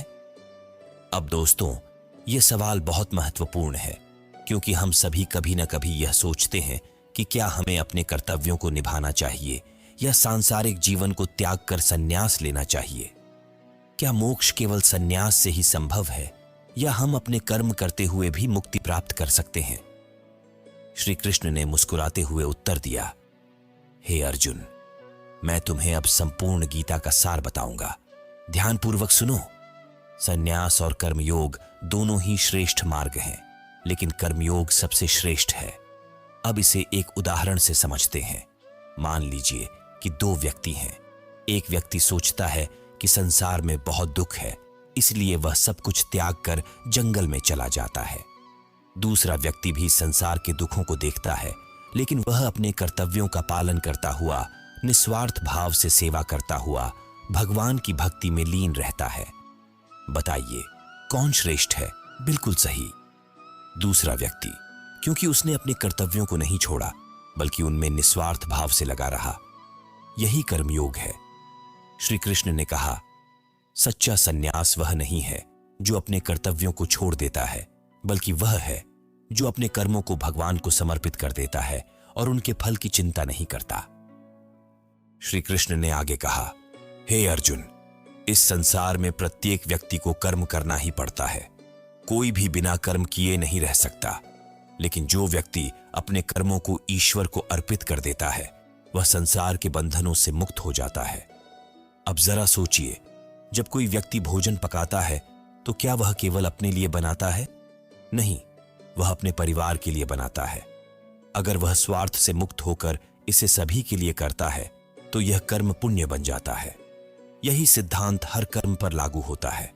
अर्जुन ने फिर पूछा, हे गोविंद, क्या हर व्यक्ति को अपने कर्मों का फल भोगना ही पड़ता है? श्री कृष्ण ने उत्तर दिया, हां अर्जुन, हर व्यक्ति को अपने कर्मों का फल अवश्य मिलता है, लेकिन जो व्यक्ति निष्काम भाव से कर्म करता है वह बंधन में नहीं पड़ता। जो अपने कर्मों को मुझे अर्पित कर देता है वह हर प्रकार के बंधनों से मुक्त हो जाता है। अब इसे एक और उदाहरण से समझते हैं। मान लीजिए कि एक शिक्षक पढ़ा रहा है। यदि वह केवल वेतन के लिए पढ़ा रहा है तो वह अपने कर्म के बंधन में रहेगा, लेकिन यदि वह शिक्षा को एक सेवा मानकर पढ़ा रहा है तो उसका कर्म उसे मुक्त कर देगा। श्री कृष्ण ने आगे कहा, हे अर्जुन, इस संसार में 4 प्रकार के कर्म होते हैं, सात्विक, राजसिक, तामसिक और निष्काम। सात्विक कर्म वे होते हैं जो बिना किसी स्वार्थ के किए जाते हैं। राजसिक कर्म वे होते हैं जो फल की इच्छा से किए जाते हैं। तामसिक कर्म वे होते हैं जो अज्ञानता और अहंकार से किए जाते हैं। लेकिन जो कर्म निष्काम भाव से किए जाते हैं वे व्यक्ति को मुक्त कर देते हैं। अब जरा सोचिए, हम अपने जीवन में कौन से कर्म करते हैं? क्या हम केवल फल की इच्छा से कर्म करते हैं या हम अपने कर्तव्यों को एक सेवा के रूप में देखते हैं? श्री कृष्ण ने आगे अर्जुन को यह भी समझाया कि हर व्यक्ति को अपने स्वभाव के अनुसार कर्म करना चाहिए। उन्होंने कहा, हे अर्जुन, हर व्यक्ति के कर्म उसके स्वभाव के अनुसार निर्धारित होते हैं। ब्राह्मण, क्षत्रिय, वैश्य और शूद्र हर कोई अपने स्वभाव के अनुसार कार्य करता है। लेकिन यदि कोई व्यक्ति अपने कर्मों को भगवान को समर्पित कर देता है तो वह मुक्त हो जाता है, चाहे उसका कर्म कुछ भी हो। अब इसे एक और दृष्टांत से समझते हैं। मान लीजिए कि एक संगीतकार संगीत बनाता है। यदि वह केवल प्रसिद्धि के लिए संगीत बना रहा है तो वह राजसिक कर्म कर रहा है। यदि वह केवल अपने आनंद के लिए संगीत बना रहा है तो वह तामसिक कर्म कर रहा है। लेकिन यदि वह अपने संगीत को भगवान की भक्ति में समर्पित कर रहा है तो वह निष्काम कर्म कर रहा है। श्री कृष्ण ने अंत में अर्जुन से कहा, हे अर्जुन, अब मैं तुम्हें गीता का अंतिम और सबसे महत्वपूर्ण उपदेश देता हूं। सब कुछ छोड़कर केवल मेरी शरण में आ जाओ। मैं तुम्हें सभी पापों से मुक्त कर दूंगा। तुम्हें किसी बात की चिंता करने की आवश्यकता नहीं है। अब जरा सोचिए, जब एक बच्चा अपनी मां की गोद में होता है तो क्या उसे किसी चीज की चिंता होती है? नहीं, क्योंकि उसे पता होता है कि उसकी मां उसकी रक्षा करेगी। इसी तरह जब हम पूरी तरह से भगवान श्री कृष्ण की शरण में आ जाते हैं तो हमें किसी भी चीज की चिंता करने की आवश्यकता नहीं होती।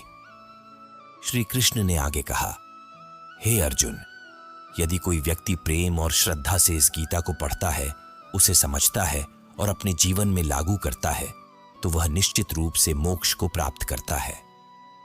अर्जुन अब पूरी तरह से समझ चुके थे कि मोक्ष केवल संन्यास से नहीं बल्कि अपने कर्तव्यों को भगवान को समर्पित करने से प्राप्त होता है।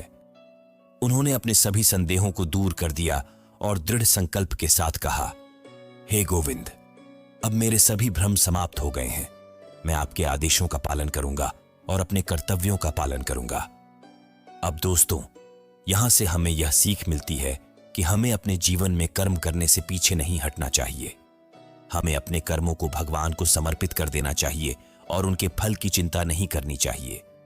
यदि हम ऐसा करेंगे तो हम न केवल अपने कर्तव्यों को पूरा करेंगे बल्कि मोक्ष को भी प्राप्त कर सकते हैं। तो दोस्तों, यह था 18वां और अंतिम अध्याय, जिसमें श्री कृष्ण ने अर्जुन को संपूर्ण गीता का सार बताया। उन्होंने यह समझाया कि संन्यास से अधिक श्रेष्ठ कर्मयोग है और जो व्यक्ति अपने कर्तव्यों को भगवान को अर्पित कर देता है वही सच्ची मुक्ति प्राप्त करता है। तो दोस्तों, यह थी संपूर्ण श्रीमद् भगवद गीता भगवान श्री कृष्ण के अमृत वचनों के साथ। यह केवल एक ग्रंथ नहीं बल्कि जीवन का वास्तविक मार्गदर्शन है। हमने जाना कि कैसे कर्मयोग, ज्ञान योग और भक्ति योग हमें मोक्ष की ओर ले जाते हैं और कैसे निष्काम भाव से कर्म करना ही सच्ची मुक्ति का द्वार खोलता है। अब सवाल यह है, क्या आप अपने जीवन में इन उपदेशों को अपनाने के लिए तैयार हैं? क्या आप अपने कर्मों को श्री कृष्ण को समर्पित कर सकते हैं और उनके मार्ग पर चल सकते हैं? याद रखिए, सत्य का मार्ग कठिन जरूर हो सकता है, लेकिन अंत में विजय हमेशा धर्म की ही होती है। जब अर्जुन की सारी शंकाएं दूर हो गईं, तब उन्होंने पूरे आत्मविश्वास से कहा, हे गोविंद, अब मेरे सभी भ्रम समाप्त हो गए हैं। मैं आपके आदेशों का पालन करूंगा। अब यह फैसला आपको लेना है। क्या आप भी अर्जुन की तरह अपने संदेहों को मिटाकर श्री कृष्ण के बताए मार्ग पर चलना चाहते हैं? अजय हिंदी कहानियां चैनल पर हम आपके लिए ऐसे ही ज्ञानवर्धक और प्रेरणादायक वीडियो लाते रहेंगे। अगर इस वीडियो में किसी भी प्रकार की कोई त्रुटि हुई हो या यदि मैंने कोई शब्द गलत कह दिया हो, तो मैं आप सभी से हृदय से क्षमा चाहता हूं। हमारा उद्देश्य केवल भगवान श्री कृष्ण के अमृत वचनों को सरल और प्रभावशाली तरीके से आप तक पहुंचाना था। अगर यह वीडियो आपको पसंद आया हो तो इसे लाइक करें, शेयर करें और चैनल अजय हिंदी कहानियां को सब्सक्राइब करें, ताकि हम ऐसे ही अद्भुत ज्ञान आपके लिए लाते रहें। जय श्री कृष्ण।